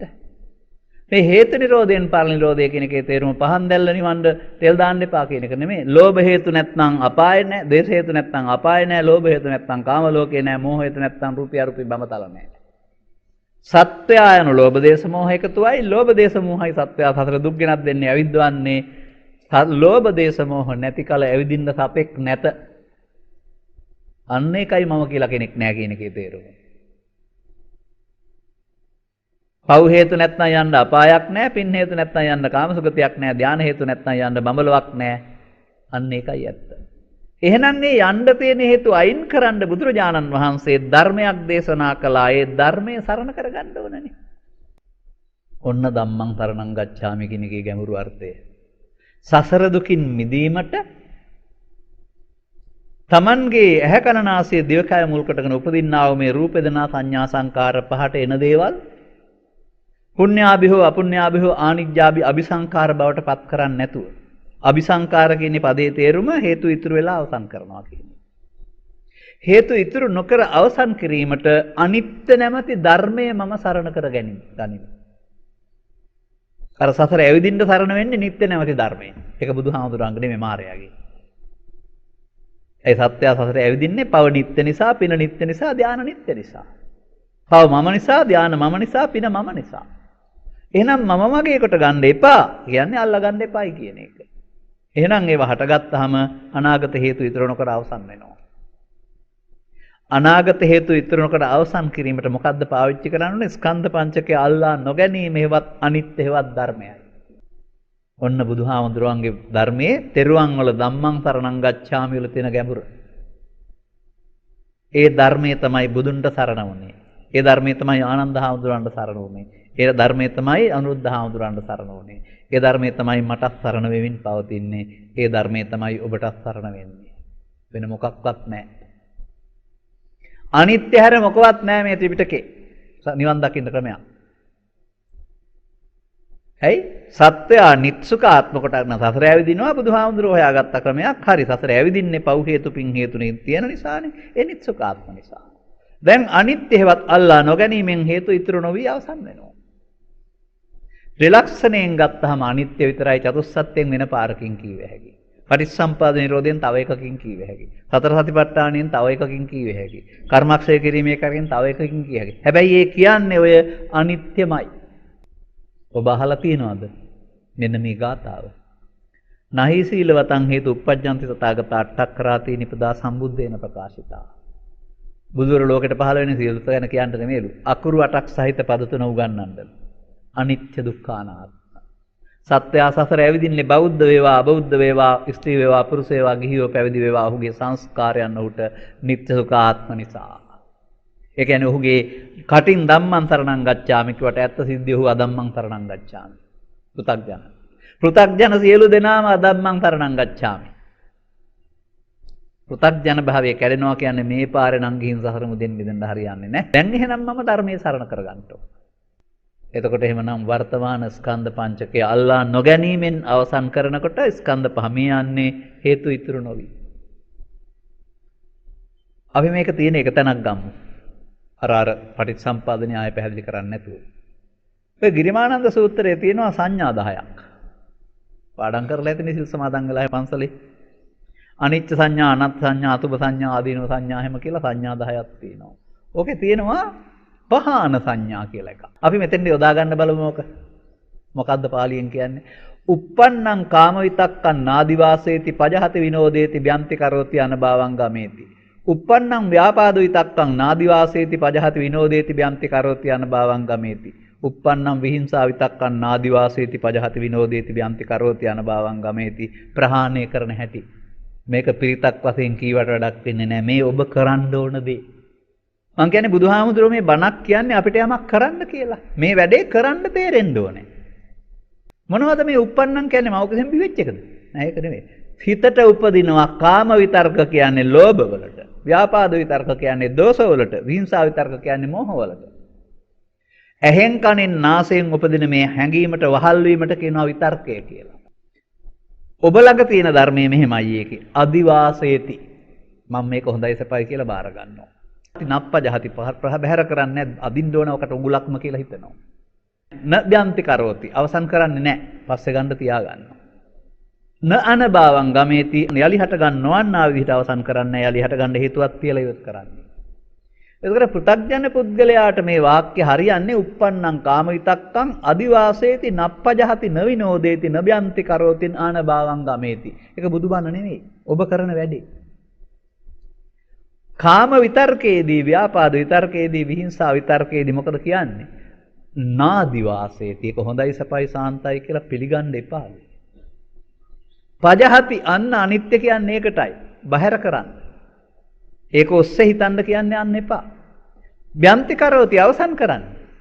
නිකන් අවසන් කරන්න නෙමෙයි මම පෙන්නේ අනාගත හේතු තබා අවසන් කිරීමනේ කරන්නේ. අනභවං ගමේති කියන්නේ යලිත් හට ගන්න නැති විදිහට අවසන් කරන්න කියන්නේ යලිත් හට ගන්න තිබුවොත් තියන්න නැතුව අවසන් කරන්න. ව්‍යාපාද විතර්කෙත් එහෙමයි, විහිංසා විතර්කෙත් එහෙමයි, කාම විතර්කෙත් එහෙමයි. ප්‍රහාණය වෙන හැටි නෙමෙයි පෙන්වන්නේ. ප්‍රහාණ සංඥා කියලා කෙලෙස් ප්‍රහාණය වෙන හැටි. එතකොට මේකට මධ්‍යස්ථානයක් ඕන නැහැ. ඔබ ජීවත් වෙන්නේ වර්තමානයේ. ඒ කෙත විය හැකි, මහමග විය හැකි, නිවස විය හැකි මේ ඇසෙන් කනෙන් නාසෙන් මේ ත්‍රිවිධ විතර්ක උපදිනකොට ඒක මමත්වෙන් අරගෙන ගහ ගන්න, බැන ගන්න, කපා ගන්න, කොටා ගන්න, කියන්න කරන්න යන්න තහනම් භාවනා කරන කෙනාට. එතන මේක සංසිඳවන්න ඕන. එහෙම පුළුවන්ද ඔබට? නෑ ඔබට මතක් වෙන්නේ මෙහෙමයි. ওই වෙලාවට මගේ ඔළුවට යක්ෂේනාධිපති ආඩුවල වෙන්නේ. මාරයා එන්නේ. ඉන්නව මරනවා පේන්නේ. ඒ කියන්නේ ඔබ මමත්වෙන් අරගෙන කය වචන මෙහෙवला ප්‍රතික්‍රියා දක්වන්නට යනවා. ඔබට එතන සිහිය නෑ. මමත්වයේ ක්‍රියාවට බහු වුණා. මමත්වයේ ක්‍රියාවට තෙත් තබන්න පුරුදු වෙන්න වෙනවා වර්තමාන මොහොතේ. එහෙම ස්කන්ධ පහ මැරෙන්න අරින්න ඕනේ හේතු ඉතුරු නොකර. නමුත් පෘථග්ජන පුද්ගලයා කරන්නේ පංචශීල් තුල හිටියත්, දසශීල් තුල හිටියත්, උපසම්පදා සීල් තුල හිටියත්, ස්ත්‍රී හිටියත්, පුරුෂ හිටියත් ඔය ස්කන්ධ පහ පාවිච්චි වෙන්නේ නැහැ. ඒකයි අපි ළඟ තියෙන ස්කන්ධ පහ පොල් කරගත්ත ආර්ය සත්‍ය සංවරයක් නෙමෙයි මේ බුදු සාසනය තුල තියෙන්නේ ශික්ෂාපද සංවරයක්. ශික්ෂාපද සංවරයේ පංචස්කන්ධය අනාත්මය නෑ තියෙන්නේ පංචස්කන්ධය ආත්මය තුල. ඒ හින්දා මේ ගෞතම සාසනය තුල පෘථග්ජන කිසිවෙකුට ධම්මන්තරණං ගච්ඡාමි නම් නෑ. බොරුවට ඔය කියන්නේ. එහෙනම් සතර දුකින් මිදීමක් කාටවත් නෑ. ඒකයි මම කියන්නේ ත්‍රිපිටකයේ ධම්මග තියෙනවා. පාලියෙන් තිබුණා සිංහලට පරිවර්තනය කර වරද්දන තියෙනවා අනුගමනය කරන්නෙත් නෑ. අපිට බුද්ධෝත්පාදයක සදහම් හමුවීමෙන් ලබන්න ඕන වාසනා ගුණයෙන් ප්‍රයෝජන ගන්න වරම් නෑ. ධර්මයේ වරද්දලා දීපු නිසා. පාලිය සිංහලට ගැනීමේදී ඕන කෙනෙකුට Taman ජීවත් වෙනකොට ඇහෙන් කනෙන් නාසයෙන් දිවෙන් කනෙන් ආව අරමුණේදී තමයි අරමුණ අල්ලා නොගැනීමෙන් අල්ලා නොගැනීම නැමැති ධර්මය මේ කෙලෙස් නසන්ට හේතු ඉතුරු කර අවසන් කරන්න අවශ්‍ය ධර්මයේ බවට පත් වෙන්නේ. එතකොට අනිත්‍ය විතරයි ධර්මය. අනිත්‍ය සරණං ගච්ඡාමි කියනනම් හරියටම හරි. හැබැයි ඔබ දන්න අර්ථයෙන් අනිත්‍ය නෙමෙයි. ස්කන්ධ පංචකේ උපාදාන නොකරගෙන අවසන් කිරීමට කියන්නේ අනිත්‍ය. ඔන්න පුළුවන් නම් කරන්න ඕන භාවනාව. ඇයි එහෙම නැද්ද ත්‍රිපිටකේ? මට හම් වෙනවා මෙන්න මෙහෙම. වක්කලීට වදාරනවා ස්කන්ධ පංචක අනිදුක්ඛ අනාත්මයෙන් බලන්න බුදුන් දකින්න පුළුවන්. ඔබ දන්න අර කටසර පුද්ගලයා හෙවත් රච්චක දිගු යාදයක් කරන බුදුන් වහන්සේත් එක්කලා. ඒක තමයි ඔය බුද්ධෝසෝ භගවා බෝධාය ධම්මං දේසේති පරිනිබ්බුතෝසෝ භගවා පරිනිබ්බානාය ධම්මං දේසේති කියන වචනේ තියෙන්නේ. ඒ කියන්නේ බුදුන් වහන්සේ ධර්ම දේශනා කරලා තියෙන්නේ නිවිලා කියලා කියනවා. නිවනටපත් වෙලා. නිවනටපත් උනේ 80 වෙනම් බණ කියන්නේ නැහැ ඊට පස්සේ. එහෙනම් බණ කිව්වේ 35 ඉඳලා 80 දක්වා එහෙනම් 35 දී නිවිලා. අර පදේ තියෙන්නේ ඒක තමයි පරිනිබ්බුතෝසෝ භගවා. එහෙනම් ජීවිතේට තියෙන්න ඕන දෙයක් නෙවීම. මොකක්වත් නෙවෙයි නිවීම කියන්නේ ලෝභයෙන් ද්වේෂයෙන් මොහෙන් නිවීම. ඒවා නැත්තම් නිවිල තමා කෙනෙක් ඉන්නේ. ඒකේ පෙන්නනවා ඔබ වහන්සේ ශ්‍රාවකයෝ හික්මවන්නේ කොහොමද? බමුණ අහන්නේ ප්‍රශ්නයක්. ඍජු උත්තරය මම ශ්‍රාවකෙන් හික්මවන්නේ පංච උපාදානස්කන්ධය අනිත් දුක්ඛානාම් වශයෙන් බලන්න. අන්න ඒක නෑනේ මේ බුද්ධ ශාසනය. ඒකයි එලි කරගන්න ඕනේ. මේක භාවිතා නොකරපු නිසා භාවිතා කරන්නා වූ පළවෙනි පෙළ අපි බවට පත් වෙන්න වෙනවා. අපි මේක පාවිච්චි කරනවා නම් දූ දරුවෝ ඒක පාවිච්චි කරන දෙවෙනි පෙළ බවට පත් වේවි. ඔබෙන් මේ ආදර්ශය දරුවන්ට දෙන්න බැරි වුණා නිසා දරුවන්ටත් මේක නෑ. ඔවුනුත් මේ සංස්කාරයන්ගේ නිත්සුකාත්මකට අරගෙන ස්පර්ශයල් අධ්‍යාපනයෙන් පාරට බහැලා ධර්මයේ දන්නේ නැති ජීවිතයක් ගත කරගෙන ජීවිතය අවසානයේ දක්වා ලෝභය, දේශය, මෝහය වඩන්නන් හේවත් ප්‍රමාදී පුද්ගලයින්. ඒකයි මේ ගහවරා ගැනීම, කපා කොටා ගැනීම සියල්ල වැඩි. විවාහයේ දික්කසාද වෙන්නේ, දික්කසාදයෙන් කෙලවරෙන්නේ නිසා. ධර්මයේ පාවිච්චි කරන්නේ ප්‍රශ්නයක් විසඳගන්න. ඕනෑම ගැටලුවකදී අනිත්‍ය නැමැති ධර්මයේ උත්තරයක් මේක නැති වෙන්න හේතු ඉතුරු නොවි අවසන් වෙන ප්‍රශ්නයක් කොට ගන්න නැතුව අවසන් වෙන්න. මා දුටුවේ නෑ බුදුන් වහන්සේගේ සූත්‍ර පිටකයේ දේශනා තුළ අනිත්‍ය තරම් ප්‍රබල අර්ථයක් තියෙන වචනයක් ආයේ. අපිට භාවිතා කරගන්න තේරෙන්නේ නැති එක තියෙන්නේ. දැන් බලන්න පංචස්කන්ධයේ ආත්මයෙන් ආත්ම කොට ගැනීමෙන් පින් හෝ පන් හෝ ධාන කුසල් රැස් වෙමින් සසර ගමනින් අනේක නවත්තන්න උපාදානයේ නොවි අවසන් කිරීමට අල්ලා නොගැනීම නැමැති අනිත්‍ය මම සරණ කරගනිමි ධම්මං සරණං ගච්ඡාමි. කියන්න ඕනේ නැහැ කරන්න ඕනද? ඔන්න දෙරුවන්. හැබැයි ඉතින් ওই වර්තමාන සමාජයේ තෙරුවන් නැහැ කියලා දෙරුවන් කියලා කට කිව්වට මට එහෙම කිසිම කලබලයක් ඒ ගැන නැහැ. වුණුත් දන්නේ නැහැ අනිත් අය දන්නෙත් නැහැ. කියපු කෙනා දන්නෙත් නැහැ කලබල වෙන අය දන්නෙත් නැහැ තෙරුවන් ගැන. හරි සත්‍යයි. මම සංඝයා ගැනත් කියලා දෙන්නම් මෙතෙන්දි මේ ධර්ම දේශනාව ඉවර වෙන්න ඕනනේ. ඔය සංඝ බුද්ධ පදයට බුදුන්ගේ ශරීරය නෙමෙයි පංචස්කන්ධයේ අනාත්මය කිව්වා වගේ. ධම්මපදයට ධර්මය කියන්නේ හොඳ දේ නෙමෙයි අනිත්‍ය කියන වචන ගැලපුවා වගේ සංඝ පදයටත් තියෙනවා ගැඹුරු අර්ථයක්. එතෙන්ද යන්න අපට බැරි වුණා මොකද? සම්මුති සංඝ රත්නය, මහා සංඝ රත්නය, භික්ෂු සංඝයා, භික්ෂුණී සංඝයා, සංඝ කියන්නේ සිවුරු පොරගත්ත අයට කියලා හිතන් ඉන්නවා. ඒක එහෙම භාවිතා කරන්න වරද්දා ගන්න එපා. ඔය අංගුත්තර නිකායේ චතුක්ක නිපාතයේ තියෙනවා සූත්‍රයක් සෝබෙන්ති. සෝ යන්න මාප්‍රන්න බයන්න නායන්න බැඳි තියන්න සෝබෙන්ති සූත්‍රය. හොයන්න කියන්නේ.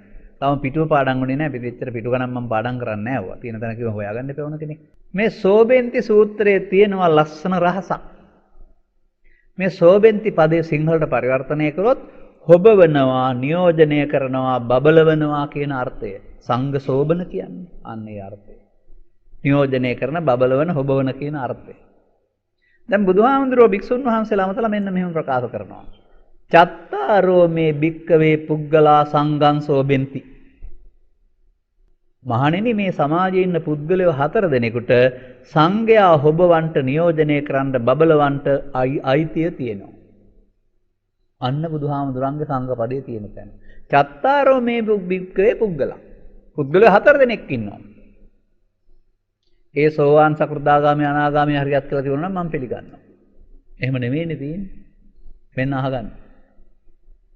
භික්ඛෝ භික්කවේ වියත්තෝ විසරදෝ විනීතෝ බහුස්සතෝ ධම්මදරෝ ධම්මාන ධම්මපටිපන්නෝ සංඝං සෝබෙන්ති.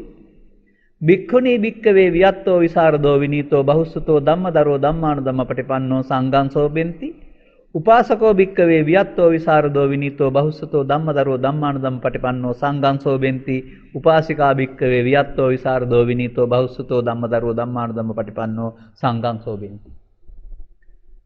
මේකට ඉහලින් කවුද කතා කරන්නේ? බුදුරජාණන් වහන්සේ වදාරනවා භික්ෂුවටත් භික්ෂුණියටත් උපාසකතුමාටත් උපාසිකාවටත් මේ සංඝයා හොබවන්න අයිතියක් තියෙනවා. හැබැයි ඇඳුම් මාරු කරගත්ත හින්දා නෙමෙයි. මේ ඇතුලේ තියෙනවා වචන පහක ලස්සන අර්ථයක්. මේ ස්කන්ධ පංචකයේ අනාත්මය තේරුම් අරගෙන දේශනා කිරීමේ අනුගමනය කිරීමේ හැකියාවේදී ඔහු මොකක් වෙන්න ඕනද? ව්‍යක්ත වෙන්න ඕන. වියත්තෝ කොණ්ඩේ තියෙන මිනිස්සයා හත් පැත්තටම බඳිනවා වගේ ඕනේ පැත්තකින් ධර්මය අරගෙන දේශනා කරන්නට අවශ්‍ය විශාරද බව තියෙන්න ඕනේ. වියත්තෝ විසරදෝ. ඊට අදාළ ශික්ෂණය තමන් භාවිතා කරන විනීතෝ. ඒ වගේම මේක ධර්මයේ ඕනෑම සූත්‍රයක් ආසෙන් පැහැදිලි කරන්න පුළුවන් හැකියාව තියෙන ධම්මදරෝ. වර්තමාන ස්කන්ධ පංචකේ අනාත්මය යොදාගෙන මේක යෙදෙන්න වෙනවා ධම්මාන ධම්මපටිපන්නෝ. මේ ගති ලක්ෂණ හතර දෙනාටම තියෙන්න වෙනවා. බලන්න මොකද්ද මේකෙන් පෙන්වන්නේ එහෙනම්. යම් භික්ෂුවක් හෝ භික්ෂුණියක් හෝ උපාසක කෙනෙක් හෝ උපාසිකාවක් හෝ බුදුබණ තේරුම් අරගෙන මේ ස්කන්ධ පංචකය නිරවුල් කරගෙන වැරදි එක වෙනවට ඒ ස්කන්ධ පංචකයේ ආත්මෙන් සසරට බැඳේ කියන එක තේරුම් අරගෙන අනාත්මයේ වශයෙන් බලන්ට අවශ්‍ය ධර්මයේ තේරුම් ගැනීමේදී ඒ සඳහා ඔහුට ව්‍යක්ත බවක්, විසරද බවක්, විනීත බවක්, බහුසුත බවක්, ධම්මාන ධම්ම පටිපන්න බවක් ලැබෙනවා නම් බුදුහාමුදුරුවෝ නේද ඒ අයට සංඝ කියලා පෙන්වලා තිබෙන්නේ. මේ ඔක්කොටම ව්‍යක්ත, විසරද, විනීත, බහුසුත, ධම්මාන ධම්ම පටිපන්න කියන එකේ තේරුම ඔක්කොටම අනිත්‍ය බලන්න පුළුවන් කියන එක නේද? දැන් එතකොට සංඝම් සරණං ගච්ඡාමි කියන එකේ තේරුම පන්සලේ ඉන්න හාමුදුරුවෝ සරණයි කියන එකද? සංඝම් සරණං ගච්ඡාමි කියන එකේ තේරුම හාමුදුරුවෝ සරණං එතකොට අනිත් හාමුදුරුවෝ කාගේ සරණයි වෙන හාමුදුරුවෝ කෙනෙක්ගේ සංඝම් සරණං ගච්ඡාමි කියන්න ඕනද? නැත්නම් හාමුදුරුවෝ කාගේ සරණද යන්නේ? ගිහියන්ට නම් සංඝම් සරණං ගච්ඡාමි කීවේ හැකිනේ. පැවිද්දෝ. පැවිද්දන්ට සංඝම් සරණං බලංගු වෙන්න වෙන්නේ. අන්න එහෙමයි ඔය සංඝයා කියලා හාමුදුරුවෝ කියන පදේ සම්මුතට අරගෙන විකෘති කිරීම තුළ අපිට මේ සංඝ සරණ නැතුව ගියේ. දැන් මොකද්ද සංඝය? ඕන කෙනෙකුට ස්කන්ධ පංචකේ මම මගේ ආත්ම කොට ගත්තොත් සංඝ නැහැ. ඔය සංඝ විලි සංඝ නැති කියලා කියන්නේ ඒකනේ. අන්න ස්කන්ධ පංචකයේ අනිදුක්ඛානාත්ම වශයෙන් බලනකොට සංඝ භාවය. ඒ සංඝ භාවයේදී ස්කන්ධ පංචකයේ හේතු ඉතුරු නොවි අවසන් වෙනවා. එතකොට ඒ සංඝ සරණ Taman ළඟ නේද තියෙන්නේ? තමා නේද සංඝ බවටපත් වෙන්නේ. දැන් අපි ආපහු ගලපමු. පන්සලේ බුදු ගෙට ගියාම බුදුහාමුදුරුවෝ ඉන්නවා. පොත්ගුලට ගියාම ධර්මයේ තියෙනවා. ආවාසයට ගියාම සංඝයා ඉන්නවා. ඔන්න අපේ තෙරුවන්. හැබැයි අවුරුදු 700ක් මේ තෙරුවන් වැඩ හිටියා කාටවත් සසර දුක මිදෙන්න සරණ වුණේ නැහැ. අනාගත බුදුහාමුදුරන්ගේ ශාසනයවත් මේ තෙරුවන්ගෙන් නම් සසර දුකින් මිදෙන්න බෑ. ඇයි? සම්මුතියේ තෙරුවන්, හදාගත්ත තෙරුවන්. බුදුහාමේ තියෙනවා ආර්ය සත්‍ය තෙරුවන්. දැන් ඔබේ ස්කන්ධ පංචකය මම කොට ගන්න නැත්නම් ස්කන්ධ පංචකය ඔබ ළඟ නේද තියෙන්නේ? එතකොට ඒක අනාත්මය නේද? ඒ බුද්ධ නේද? ඔබ ඒ සඳහා පාවිච්චි කළේ අනිත්‍ය නැමැති ධර්මයේ නේද? ඔබ අනිත්‍ය බලන නම් ඔබ සංඝ නේද? දැන් බුද්ධ ධම්ම සංඝ ඔබේ හදවතේ නේද තුනම තියෙන්නේ? දැන් බුද්ධ රත්නේ පංචස්කන්ධය අනාත්මේ නම් ඒකටපත් වෙන්න පාවිච්චි කරන ධර්මයේ අනිත්‍ය නම් ඒක භාවිතා කරන්නා සංඝයා නම් තුන් දෙනා තුනම හදවතේ නේද තියෙන්නේ? මේ තෙරුවන් අනුගමනය කරලා බලන්න. ඒතං කෝ සරණං කේමං ඒතං සරණ උත්තමං ඒතං සරණ ආගම්ම සබ්බ දුක්ඛා පමුච්චති කියන ගාථාවට වළංගු භාවයක් දෙන්න බැයිද කියලා.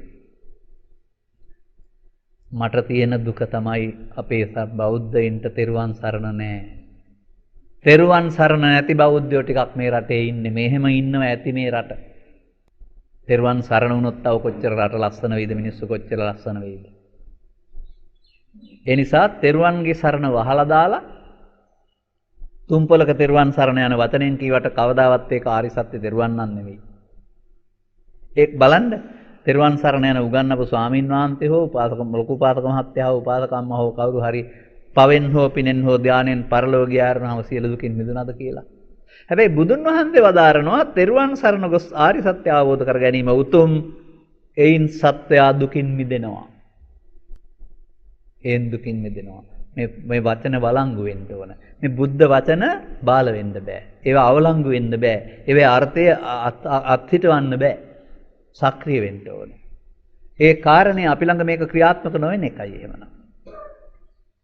බලන්න තව බණ කොච්චර අහන්න ඕනද කියලා. තව ටිකක් මේ කරුණු පැහැදිලි කරගත්ත ධර්මදේශනා තමයි ඉදිරියට මම පැහැදිලි කරන්නේ. දැන් ඔය අද කතා කළේ ධර්මදේශනා දෙක තුනකට පස්සේ තෙරුවන් පිළිබඳ ආරි සත්‍යයේ අර්ථය. එතකොට ඒක වැඳගෙන කියා ඉඳලා හරියන්නේ නැහැ. තමන් ලෝභයේදී, ද්වේෂයේදී, මෝහයේදී, ඊර්ෂ්‍යාවේදී, ක්‍රෝධයේදී, වෛරයේදී ඒක සංසිඳවන්න තෙරුවන් සරණ කරගන්න ඕනේ. කෙලස් නසණ්ඩයි තෙරුවන් සරණ කරගන්න ඕනේ. ඒකට ආරි සත්‍ය තෙරුවන් කියලා කියනවා. අපි දැන් ගත්ත ගාතාව ගන්න ආපහු. ඒතං කෝ සරණං khේමං. ඔය කෙම්බිම කියන්නේ සංසුන් සංසිඳනවා කියන අර්ථයනේ. ඒ සරණ සංසිඳීම කරාගෙන යනවා. ඒතං සරණ උත්තමං ඒ සරණ උතුම්. ඒතං සරණ ආගම්ම ඒ සරණ යාම සත්‍යා කර්මක්ෂය කිරීමේ කර්මය කර දෙමින් සියලු දුකින් මුදවනවා. පව් උපාදාන නැත්නම් යන්න අපායක් නැහැ. පින් උපාදාන නැත්නම් යන්න දිව්‍ය ලෝකයක් නැහැ. ධාන උපාදාන නැත්නම් යන්න බඹ ලෝකයක් නැහැ. දැන් උපාදානයන් සියල්ලෙන් මිදුනහම පරිහරණය කරන ස්කන්ධ පංචකය. දැන් එතන ලෝභ නැහැ, දේශ නැහැ, මෝහ නැහැ. මෙතන තියෙන සැනසීමට තමයි නිවීම කියන්නේ. මේ නිවීමටපත් වන පුද්ගලයාට නිවීම දක්වා යන්න සෝවාන් සිට අනාගාමි දක්වා මහන්සි වෙන්න වෙනවා මේ ධර්මයේ සරණ කර ගැනීමෙන්. මේ ධර්මයේ සරණ වෙන්නේ සෝවාන් සිට අනාගාමි අරිහත් දක්වා යරුණාම පෘථග්ජන කාටවත් ධම්මං තරණං ගච්ඡාමි නෑ. මම බය නැතුව කියනවා මේ රටේ. ඒක වචනයක් විතරයි. කෙලස් නැසෙන්නේ නැහනේ පෘථග්ජනයන්ගේ. කෙලස් නැසෙන්න පටන් ගත්තාම පාටිසෝතගාමි. පාටිසෝතගාමි පුද්ගලයා ධර්මයේ සරණින් තමයි කෙලස් නසාගෙන සෝවාන් සකෘදාගාමි අනාගාමි පිළිවෙලින් මේ නිවීමටපත් වෙන්නේ. අනිත් අය ලෝභ දේශ මොහ වැඩි කරගෙන අනුසෝතගාමීනි කෙලස් වැඩි දියුණු කරගෙන යන්නේ. එහෙනම් උණ්ඩ තියෙන අදම්මන්තරණං ගච්ඡාමි කිව්වේ නැති වුණාට. බලන්න කොතරම් බලවත්ද කියලා මේ ධම්මන්තරණං ගච්ඡාමි කියන එකේ තේරුම. එතකොට තවත් අන්තිම වචනයක් දෙකක් කියනවා නම් මේ ත්‍රිවිධ රත්නය අයිති වෙන්නේ ආරි සත්‍යයට. මේක සෝවාන් වලින් එහා පැත්තට තමයි තෙරුවන් සරණ පාවිච්චි කරන්න පුළුවන්, සරණ කරගන්න පුළුවන්. සෝවාන් වෙනවා කියන්නේ තෙරුවන් හඳුනාගත්තාම බණ තේරෙනවායි කියන එක. දැන් තමන් ස්කන්ධ පංචකයේ භාවනා මධ්‍යස්ථානයේ බවට පත් කරන එකට එන කාම විතර්ක, ව්‍යාපාද විතර්ක, විහිංසා විතර්ක අල්ලා නොගැනීමෙන් අනාගත හේතු නොතර අවසන් කරන අනිත්‍ය භාවිතා කරන්න ඕන. එහෙම අනිත්‍ය භාවිතා කරපු කෙනෙක් අත උස්සන්න මට මේ ලංකාවේ දැන් ඔය අබාතර නෑනේ. කෙස් අනිත්‍ය, ලොම් අනිත්‍ය, වද පිටි අනිත්‍ය, ඉඩ කඩන් අනිත්‍ය, හරක බාන අනිත්‍ය, මල් පරණ එක අනිත්‍යනේ බල බල හිටියේ. අන්න එහෙමයි අපට ධර්මයේ යටපත් වී අසත් ධර්මයක් ඉස්මතු වෙලා සද්ධර්ම ප්‍රතිරූපකයක් මේ රටේ රජ කරන්න පටන් ගත්තා. අපිට මේ රට අදට වඩා හෙටට වඩා අනිද්දාට හදන්න වෙනවා. ඒ හදන්න නම් අපිට අපේ කටයුත්ත තමයි සද්ධර්මයේ මතකොට ඉහළම මට්ටමින් සංවරයක් ලබා දෙන පිරිසක් හදන එක. ඊට මෙහා පැත්තේ කරන්න තියෙන කට්ට එකක් තියෙනවා. අද මම මේක කියන්නේ නැහැ. තව දවසක ඕනනම් කියන්න. අද දවසේ අපි එදා කතා කළා වූ බුද්ධ රත්නයේ සරණ කරගන්න අවශ්‍ය ධර්මයේ සරණ කර ගැනීමෙන් තමන් සංඝයා බවට පත් වෙන හැටි. කෙස් කපන්න ඕනෙත් නැහැ, දුම් මාරු කරන්න ඕනෙත් නැහැ. එතකොට අපි හිතන් ඉන්නේ මේ කෙස් කපන්න ඕන කියලානේ සංඝයා බවට පත් වෙන්නේ. ඇඳුම පාට කරගන්න ඕන කියලා නෑ. මේක ඇඳුම් මාරුවක් නෙමෙයි. මේක මේ සමස්ත සමාජය සඳහා ආත්ම දෘෂ්ටියේ සිට අනාත්ම දර්ශනයට සිත මාරු කර ගැනීමක්. අනාත්ම දර්ශනය බුදුන් ලෝට හෙළි කළ දේ. අනාත්ම දර්ශනයේදී තමයි ස්කන්ධ පහ කෙලෙස් නැසෙන විදිහට අවසන් වෙන්නේ. ආත්ම දෘෂ්ටියේදී තමයි අපට පින් සිද්ධ වෙන්නේ, පව් සිද්ධ වෙන්නේ, ධානුසල් සිද්ධ වෙන්නේ. ඒ භවගාමි, ඒ අනුසෝතගාමි. එනිසා අපට මේ ගෞතම සාසනයේ පටිසෝතගාමී ප්‍රතිපදාවක් පිරිසක් හදන්න පුළුවන් නම් දහම් දීපය කියන වචනේ අර්ථය අපට ඉස්සරහට අරගන්න පුළුවන්. අද මේ කරුණු පැහැදිලි කිරීම ඔබ හැම දෙනාට ආර්ය සත්‍යයේ තෙරුවන් වටහාගෙන බුදුසසුනේ ධර්මයේ වටිනාකම තේරුම් ගන්න පිරිසක් බවට පත්වීමට අවශ්‍ය ප්‍රඥාව ලැබීමට හේතු වාසනා වේවායි කියන ප්‍රාර්ථනය කරමින් මම ධර්මානුශාසනාව මෙතකින් අවසන් කරනු ලබනවා. සෑම දිනාටම තෙරුවන් සරණයි.